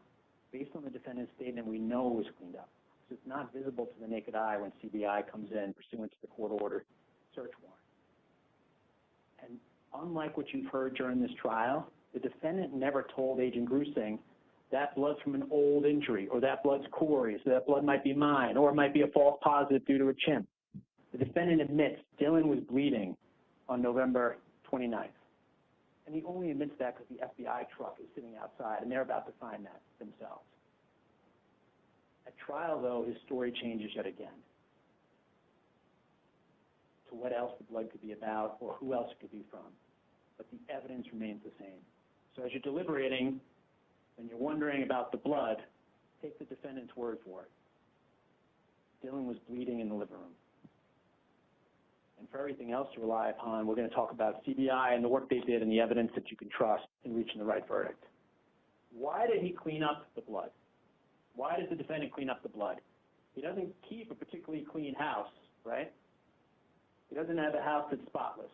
In fact, when we look at the photos from November 29th, Dylan's boarding pass from November 18th is still sitting on the bathroom counter. It's 11 days later. The pillow and the blankets are still on the couch on November 29th. The defendant cleans up the blood because he killed Dylan. He cleans up nothing else from that night. That's the only thing that he cleans up that night. Look at this in Exhibit 67. It is not a particularly clean house.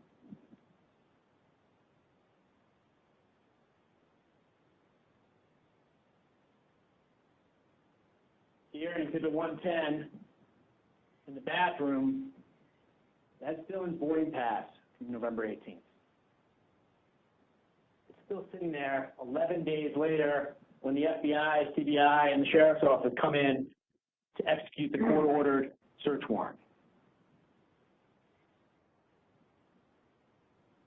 Here we have Exhibit 340, which shows the different spots where blood was detected.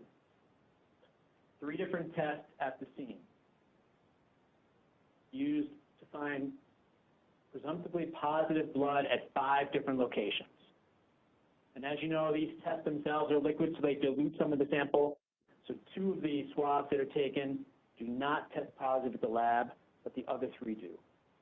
And all 5 of these locations indicate that Dylan's DNA is there. Then they run it with StarMix. It's a highly sophisticated computer program that in large part confirms what Rebecca Strubb found when she did the testing when it first came to CBI. Each one of these locations, particularly the one around under the carpet, says so much about what went on in that living room that night. Dylan was alive in that living room alone with the defendant, with tension, anger, and blood and DNA. But there's more. We have the pillowcase. So let's talk about the pillowcase for a minute. The pillowcase, which the defendant told Search and Rescue Dylan slept on. Or actually, that's not what happened. Search and Rescue went in the house and said, do you have anything of Dylan's? We're going to use it to track him. No. What? Dylan had a bedroom there. Do you have anything of Dylan's? No. You don't have a single thing of Dylan's? No. And the gentleman from Search and Rescue, Roy Breland, tells you the defendant seemed frustrated and annoyed. He's trying to get something as a scent article. And the defendant's telling him that his son has not a single possession in the entire house. There's nothing there. Nothing at all. And Roy Breland says, well, what about that pillowcase? I mean, if he slept here, is that where he slept?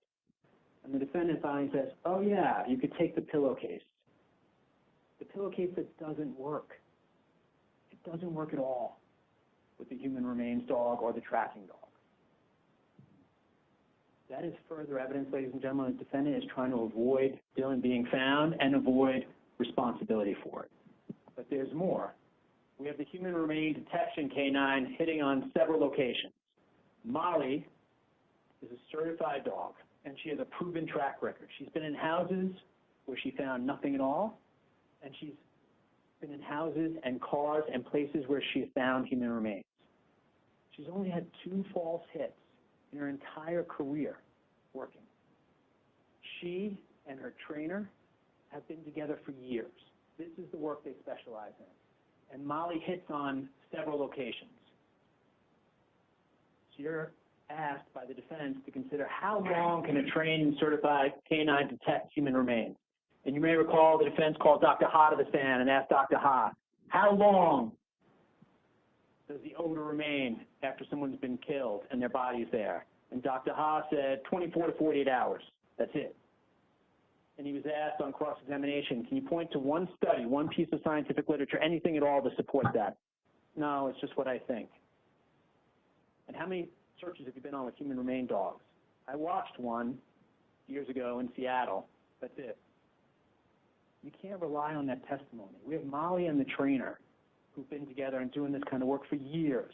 And her trainer's been doing the work for 20 years. Molly hits on several locations that day. 43. Outside the house, inside the house, up at the remains site. 43 positive indications for human remains. And she and her trainer did not know where Dylan's body had been. And here's what they come up with. In the threshold and over here. And this corner is key, because when Dylan is killed, this couch is over here. And in different places throughout the house. Human remains detection dog hits on multiple locations in the defendant's house. So in the living room, in the couch area, we have tension. We have the last text message Dylan will ever send in his life. We have the defendant later claiming we were roughhousing. We have blood. We have DNA. And we have a human remains canine. The defense has suggested to you this looks like everyone's living room. I would suggest to you this looks like the murderer's living room. This looks like the murderer's living room. Each one of these things on top of one another at all of these spots, and they don't match up perfectly, and nor should they. You don't have blood and DNA and human remains all at the same places. But that amount of evidence in that small an area, with no evidence being collected or seen in other parts of the house, when we know that's the last room that Dylan was in, by the defendant's own statement, that says so much, ladies and gentlemen. We know that we have the defendant's truck. And we know, although the defense expert had no idea how long the odor of human remains can exist, we know from the study and from the trainer's work that studies have been done showing up to 677 days after human remains are removed. And we have the positive hits on the defendant's truck in a number of different locations, including the bed of the truck in Exhibit 474. We also have it on his clothes, ladies and gentlemen. The clothes that you saw the defendant wearing in the Walmart video, those same clothes, the human remains dog hits on the outer shirt, the jeans, and the sneakers, indicating that he had been in contact with human remains. After Dylan's disappearance, after the murder, the defendant's behavior is incredibly suspicious, evasive, and misleading.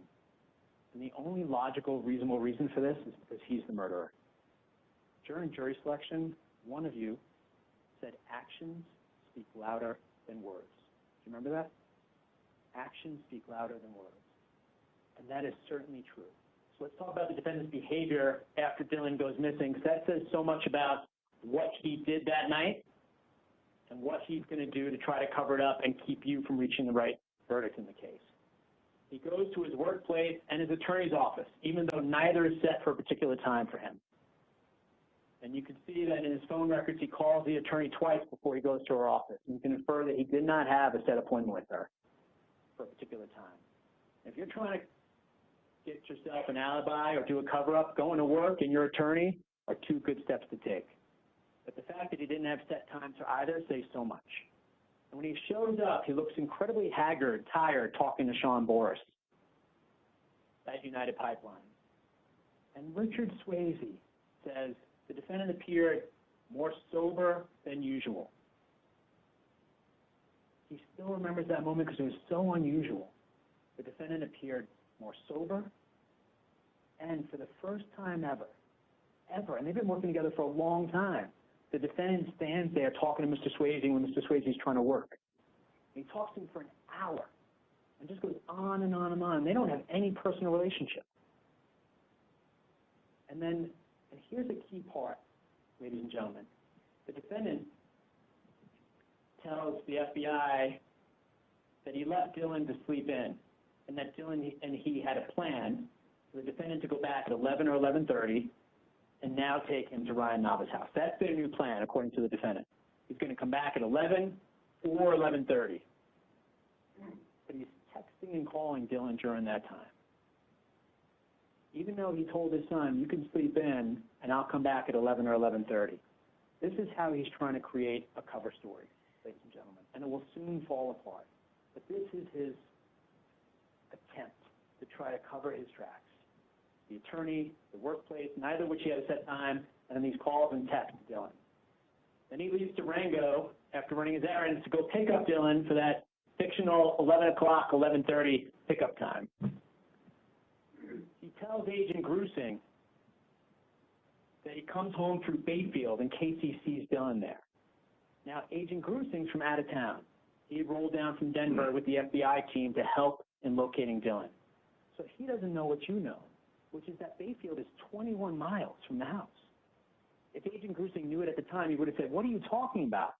Bayfield is 21 miles from your house. How in the world would Dylan have gotten there? How would that have happened? And what would have happened to your plan to drive him? And think about the timing of this tall tale the defendant's telling Agent Grusing. He leaves the house at 7:30, Dylan's sleeping.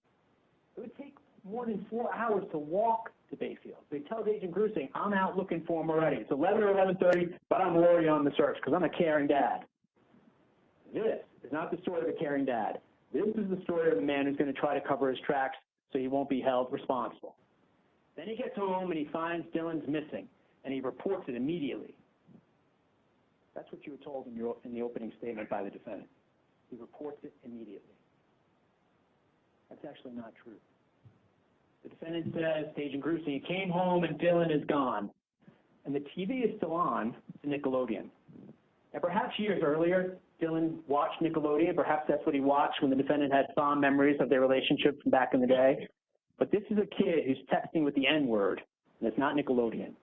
And he's texting about different girls that he wants to be with, and he is a mature 13-year-old. He's not watching Nickelodeon, and he's not leaving the TV onto that channel. But this is the defendant's cover story. And he says he reported it immediately. That's what they tell you even here at the beginning of this trial. At every juncture, the defendant tells a story to try to avoid responsibility for what he did on November 18, 2012. In fact, what he did was take a nap and then report it 5 hours later. Takes his nap, he makes half-hearted attempts to find Dylan, and then, ladies and gentlemen, he goes to the Bayfield Marshal's office. As you know, from hearing Deputy Abdella testify, he appears unconcerned and does not want to file a report. He is a father. His kid's 13. The kid is missing. It's nightfall, and it's going to be cold outside at night. And he tells Deputy Abdella, no, you don't need to do an attempt to locate.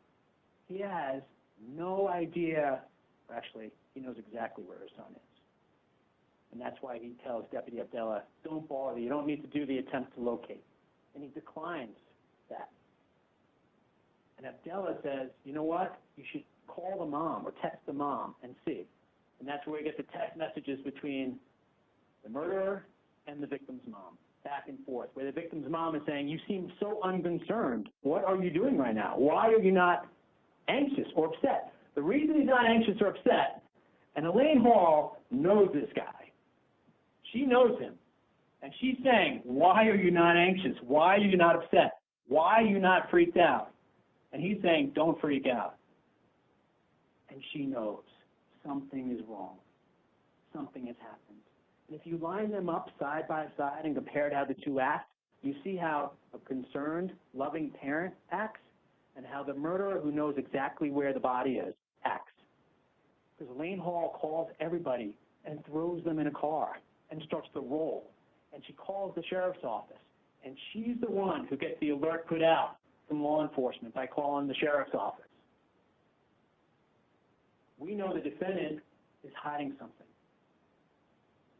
It's like a kid would do. When you don't want anybody to look over there, you say, hey, look over here. So the defendant's going to tell people, Dylan walked to the dam. We'll talk about that in a minute. Or to Bayfield. And his fishing pole is gone. He keeps pointing in the wrong direction. In fact, when he's up on Middle Mountain Road days later with Brandon Redwine, he tells Brandon after a short period of time, he's not up here. Brandon testified about his dad.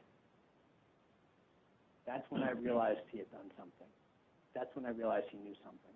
How would he know that Dylan wasn't up there? We hadn't even looked. and we turned around and went the other way. He keeps pointing in the other direction. And actions speak louder than words. Search and rescue describes the defendant as tired, unkempt, laid back, nonchalant. He's not frantic at all.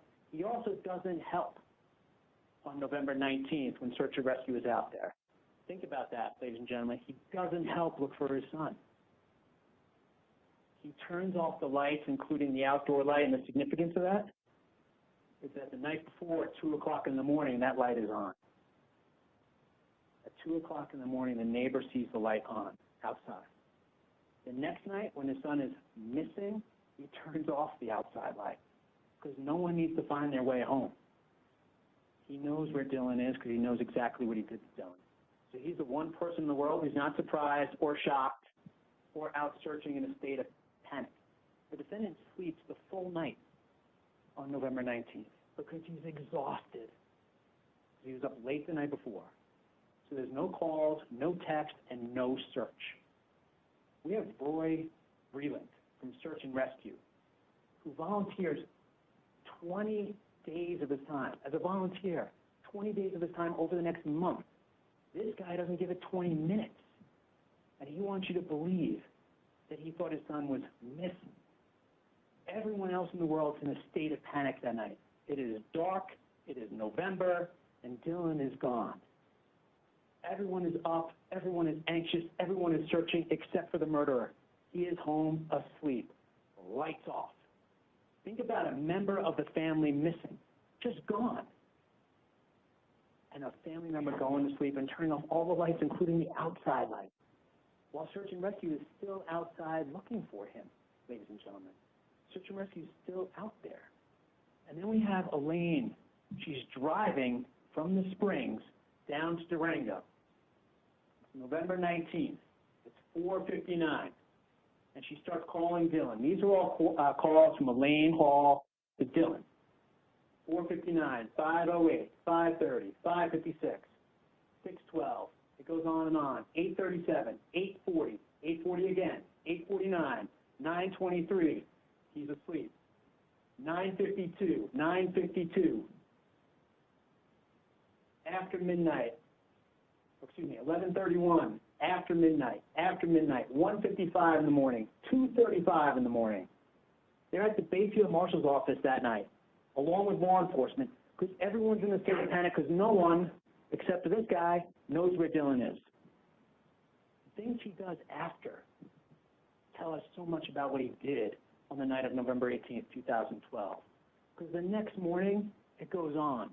A well-rested defendant comes outside. I want you to picture this in your mind. The defendant comes outside. Search and Rescue's across the street. They've already been looking. They're already out there. The defendant has a cup of coffee, and he sits in the chair and watches. He just sits there and watches. There's one reason that the defendant doesn't say, "Hey, any news on my son? Hey, did you find Dylan? Hey, where are you guys looking today? Any updates?" He already knows the answer. He already knows the answer.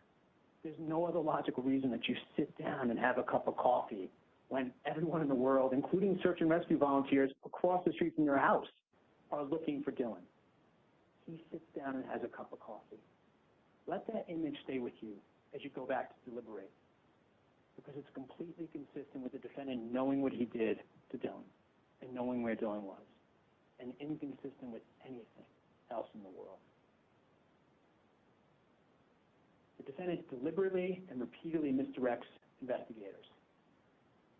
As the defendant makes statements to law enforcement and to the FBI and to other individuals, he's going to try to cover up the things that he can't admit.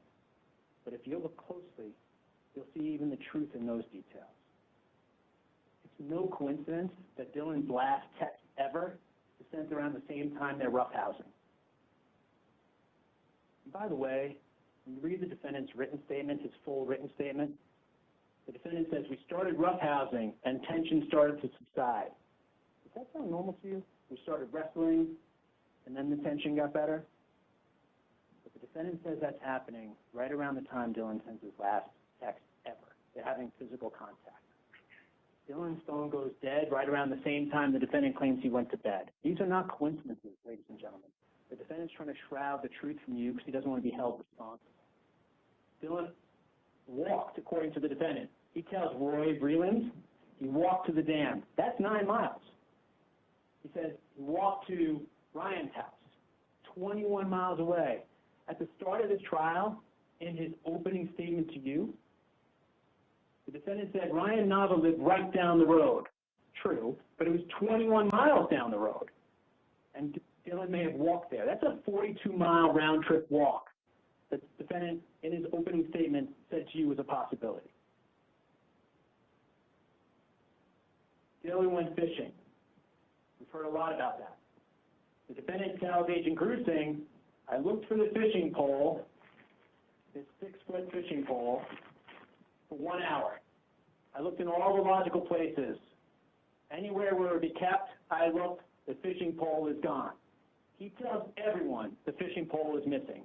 Go look down by the lake. The fishing pole is missing. Go look down by the dam. He may have gone fishing down there and walked 9 miles to the dam, even though we know from Dylan's friends and family he would never do that. That's not behavior he would engage in, walking that far to go fishing by himself. He tells Elaine in a text message, the fishing pole is gone. And as a result, we know that efforts are diverted away from the defendant's dump site for Dylan on Middle Mountain. And all the efforts are going to the lake. They bring in a dive team from New Mexico. And as you think about how many people worked on this case, how many people responded to the calls for help, how many people tried to assist in finding Dylan, think about that dive team for a minute. This team rolls up from New Mexico, and they go plunging into Vallecito Lake in November, because this guy says the fishing pole is gone. And in some ways, he's right. Because when the FBI, CBI, and the sheriff's office search his house, the fishing pole is gone. It's not there. It's not there because the defendant's trying to cover his tracks. And it's not until after Dylan's remains are found that he finally turns over the fishing pole to investigators. And then we have the defendant's lack of action, any action at all, completely consistent with being the murderer, who knows where Dylan's body is, and inconsistent with any other human being, let alone family member, in the weeks and months that followed Dylan's disappearance. He knows where Dylan is. So the defendant calls Dylan at 7:19 a.m. on November 20th. According to the defendant, Dylan has gone missing sometime around mid-morning on November 19th. He calls Dylan on November 20th. That's the last staged attempt he'll make to reach Dylan for the rest of the year. You are here, ladies and gentlemen, because you have common sense and you have life experience. And I would ask you to ask yourself what you would expect from a parent whose kid has gone missing the day before. And now he doesn't call or text Dylan that week, the next week, the following week, the week after that, or the week after that, or the next one after that. And he's also engaging in no attempts to help locate his son. 0 attempts to try to contact his son, and only participates in one search in a different area. Maybe he's lazy. I can't tell you what goes on in his mind. I can't tell you that. Maybe he thinks he's outsmarted everyone. Maybe he thinks the story is going to be enough. He certainly underestimates the continued efforts of Dylan's family and Dylan's friends, who keep looking, who hold a vigil, who are determined to find Dylan. He certainly fails to recognize that the sheriff's office and all the people who work there are going to do their very best to find Dylan. And they're going to call in all the assistants and all the experts they can to help locate Dylan and then investigate and prosecute his killer. Most of all, the defendant taking no action is completely consistent with him having disposed of Dylan's body. So the FBI arrived to assist in locating Dylan. Picture it. Dylan's been gone about a week, and the FBI rolls into town to help locate Dylan.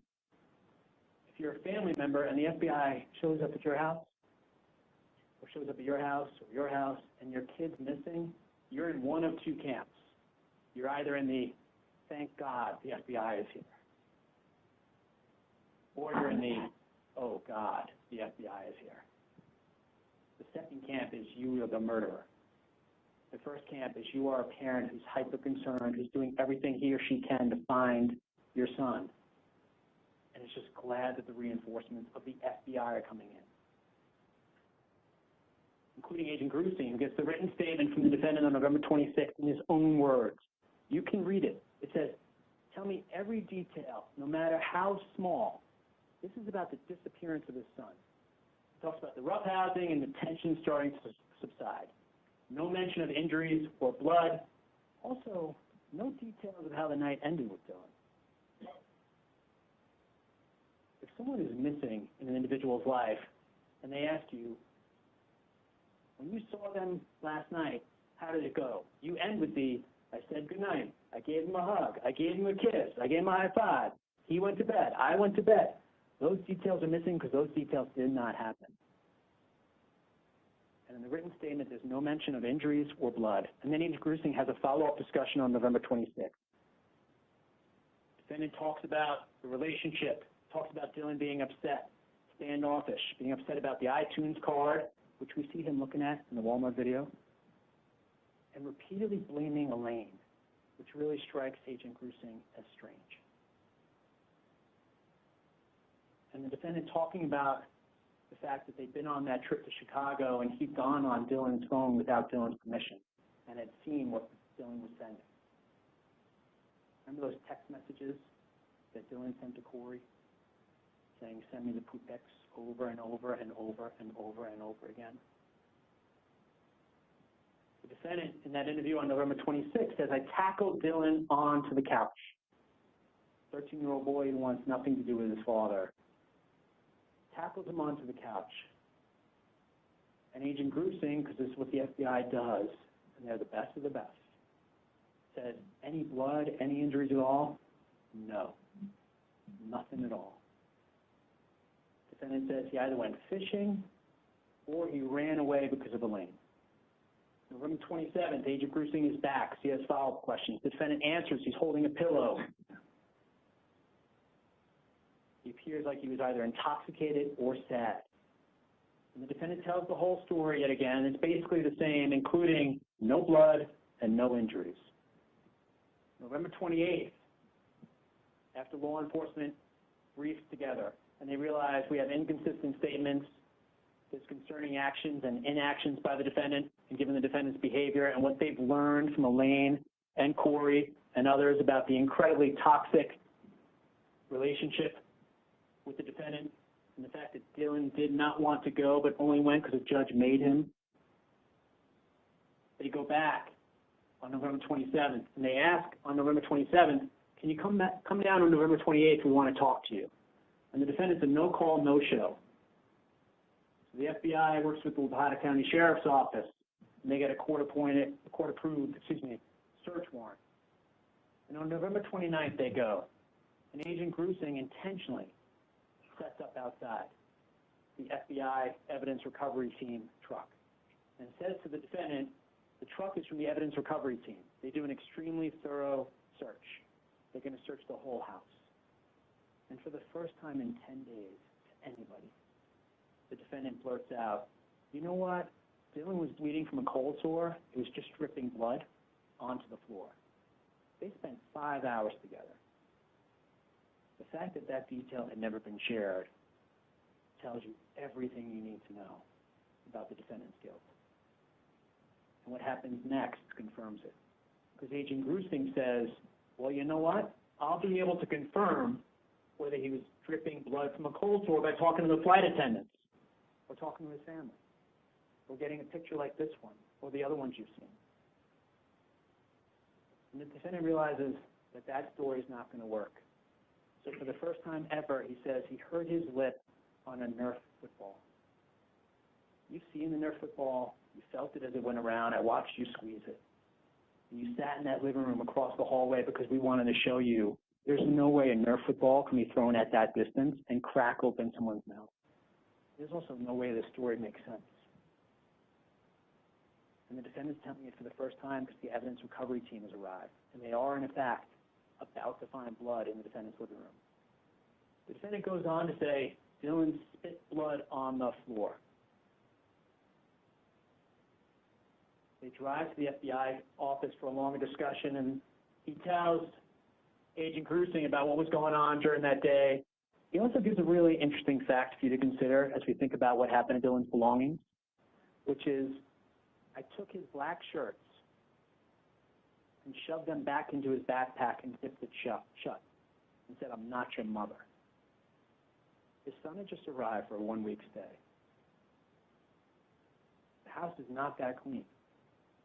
This is one of those things that the defendant shares because it's partially true. He did touch the black shirts. Dylan found dead in the black shirt, and he did touch the backpack, which is never seen again.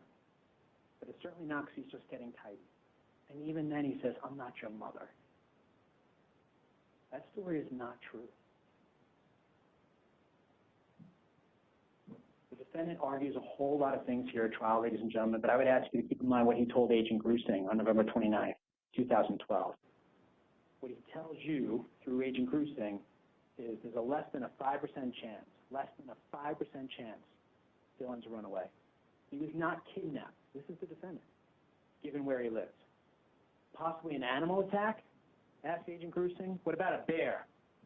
And to this, the father of the missing son, who's been missing for 10 days, lights up and becomes animated. And Agent Grusing tells you how concerned that made him. You're not supposed to be excited about a bear eating your kid. Why do you seem animated and excited right now? And the conversation turns, and Agent Grusing confronts him and says, you seem to be involved in it. Now's your turn. Now's your chance to tell me. And Agent Grusing says, you're on the side of a mountain, and the boulder's coming down.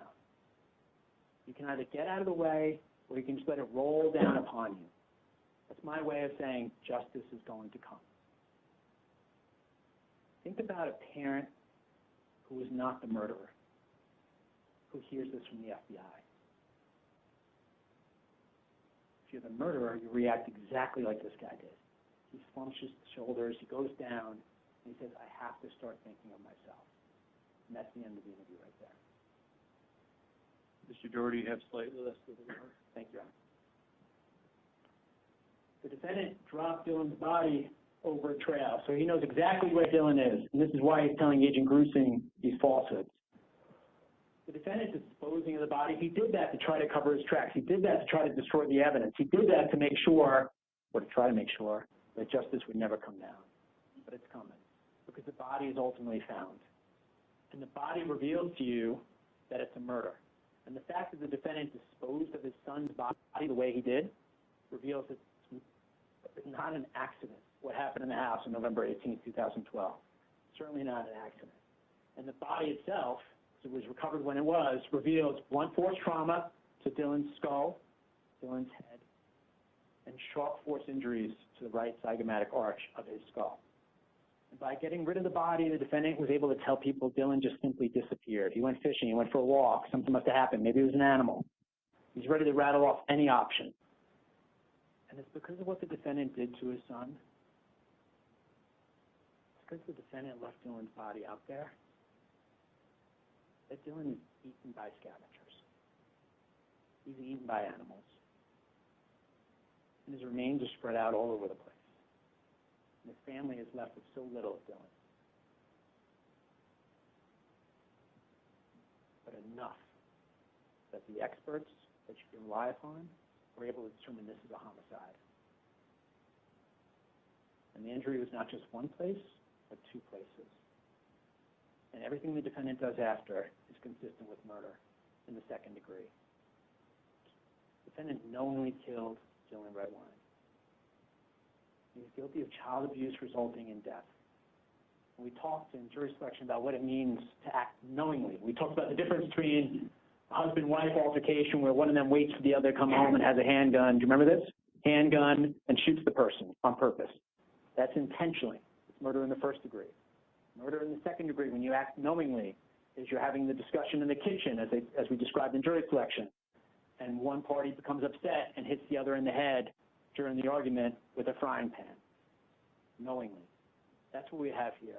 Let me ask you a question that I'm then going to answer, which is, what if the defendant succeeded and the remains were never found?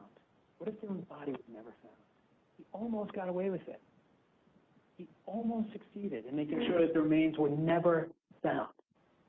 Another year, maybe 2, maybe 3, or if the Plata County Sheriff's Office didn't give this their all, along with volunteers from this community and search and rescue, perhaps Dylan's remains would never be found. And I'd be right here, because he'd still be guilty of murder. And it'd be what's called a no-body homicide, where we know there's one person in the world who had the access, the opportunity, and the reason. And that person killed the victim and succeeded in getting rid of the body. And that happens. But it didn't happen here, because Middle Mountain was searched extensively, exhaustively by search and rescue and by volunteers, and by Dylan's family, and Dylan's friends, but not by this guy. Because he tells them he missed the emails and he missed the phone calls about it because his cell phone was broken. And we know from investigative accounting that that story is actually, again, not true. The defendant goes away during the time of the Middle Mountain search. And the defense will tell you, oh, it was because he was working.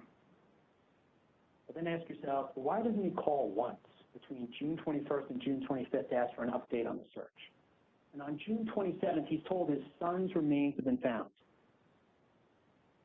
Your son's remains have been found.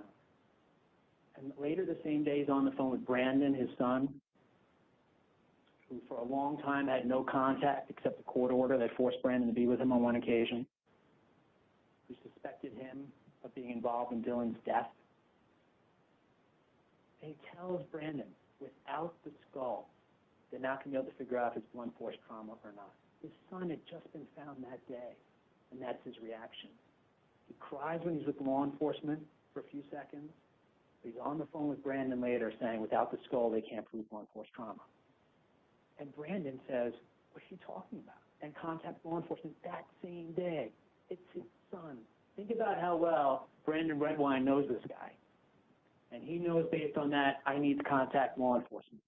And the remains are found only because of this type of effort you see on the screen, ladies and gentlemen.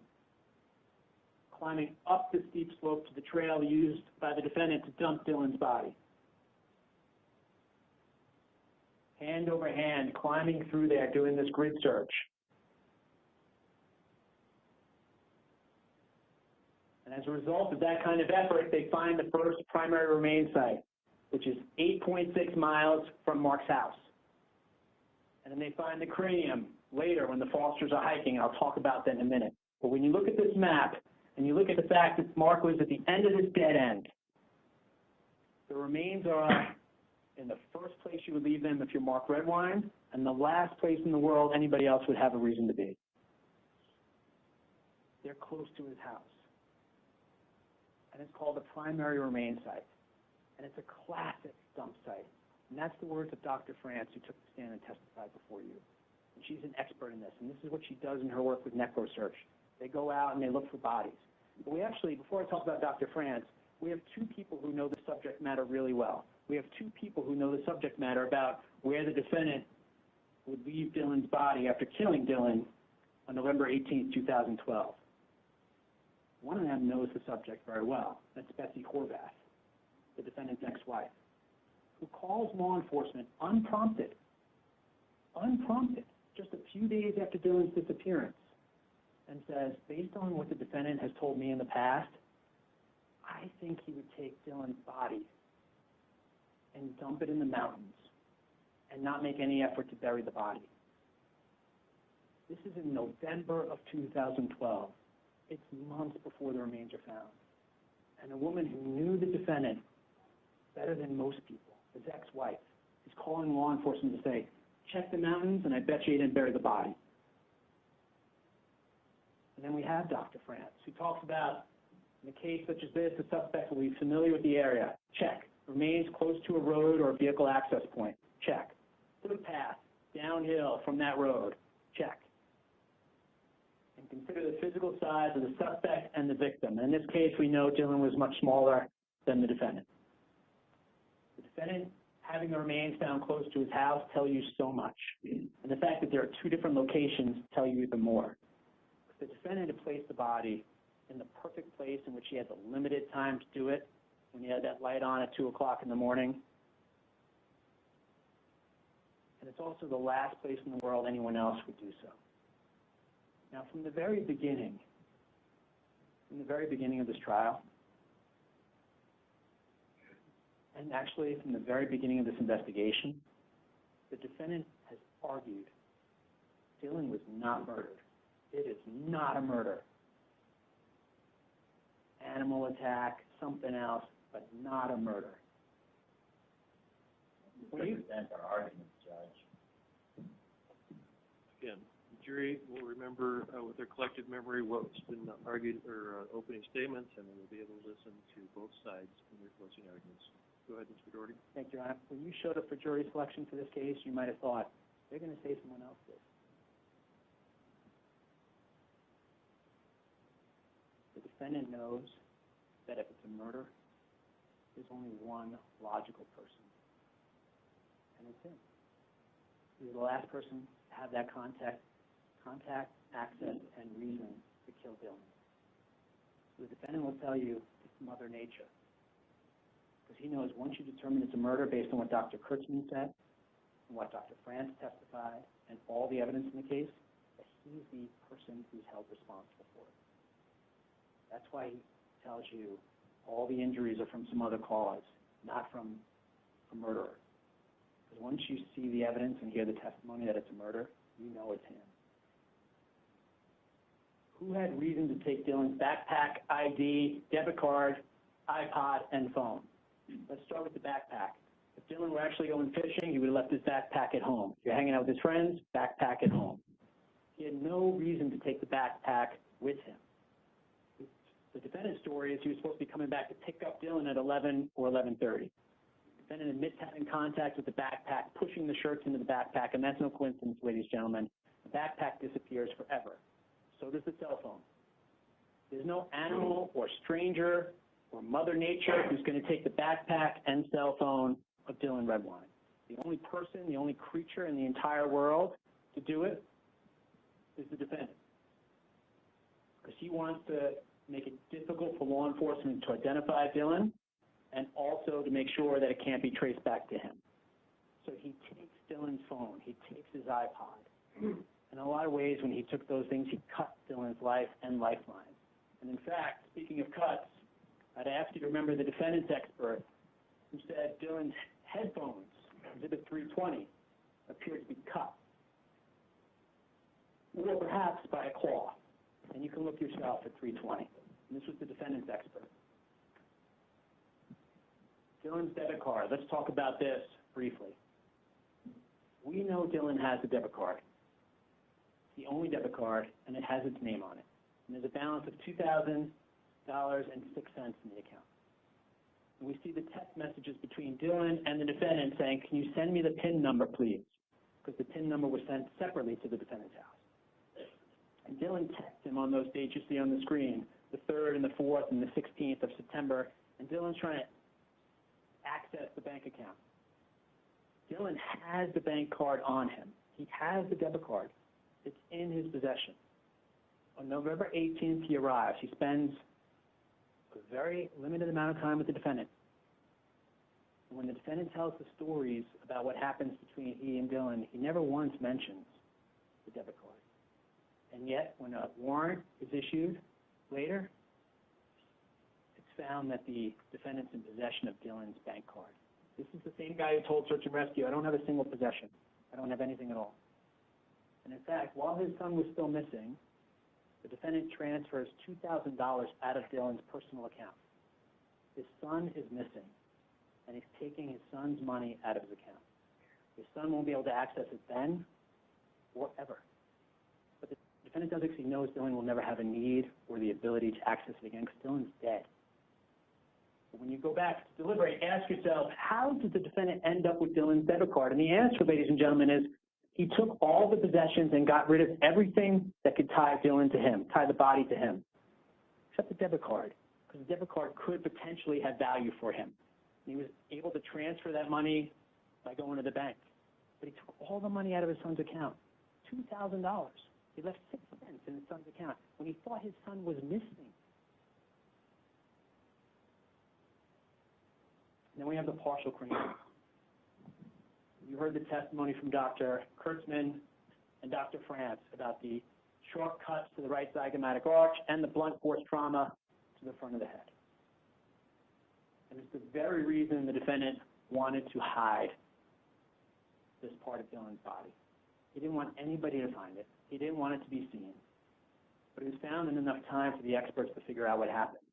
And you can look at the cranium as a model that Dr. France brought, and you see the radiating fracture from a blow.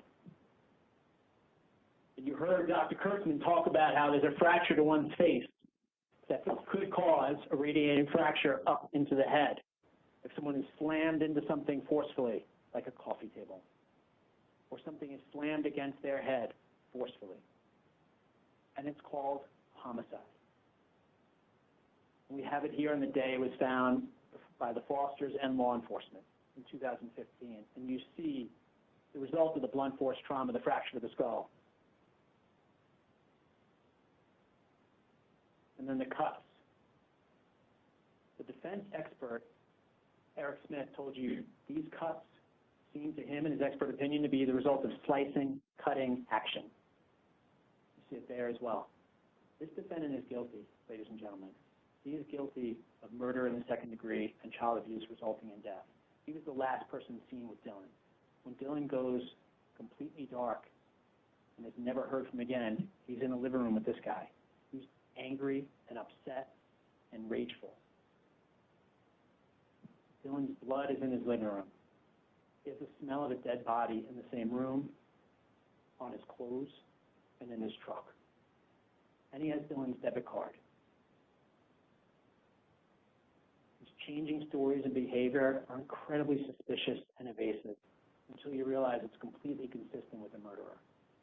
He lives in that isolated area right where the remains are found. And blunt force trauma and sharp force injuries are found on Dylan Redwine's head. During the trial, we talk about cuts to the right zygomatic arch. What we're talking about is the murder of a 13-year-old boy. And the defendant is guilty of it, ladies and gentlemen. All right, ladies and gentlemen, we're going to take a break. It'll be lunch is here. I got word that lunch was here, so you will have to remain together. Cindy will make sure that you stay together. Remember my admonitions, you've heard some of the closing arguments. You haven't heard all of them. There's another instruction in verdict forms that we need to go over.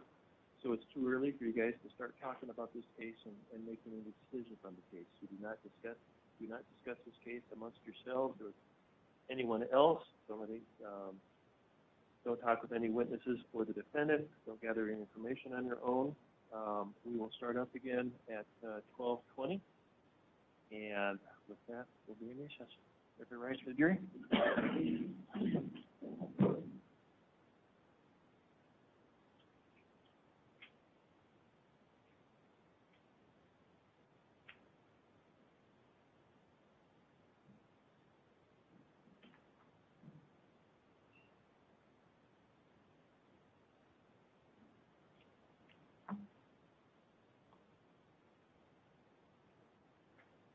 All right, we'll be in recess. Thank you, Your Honor.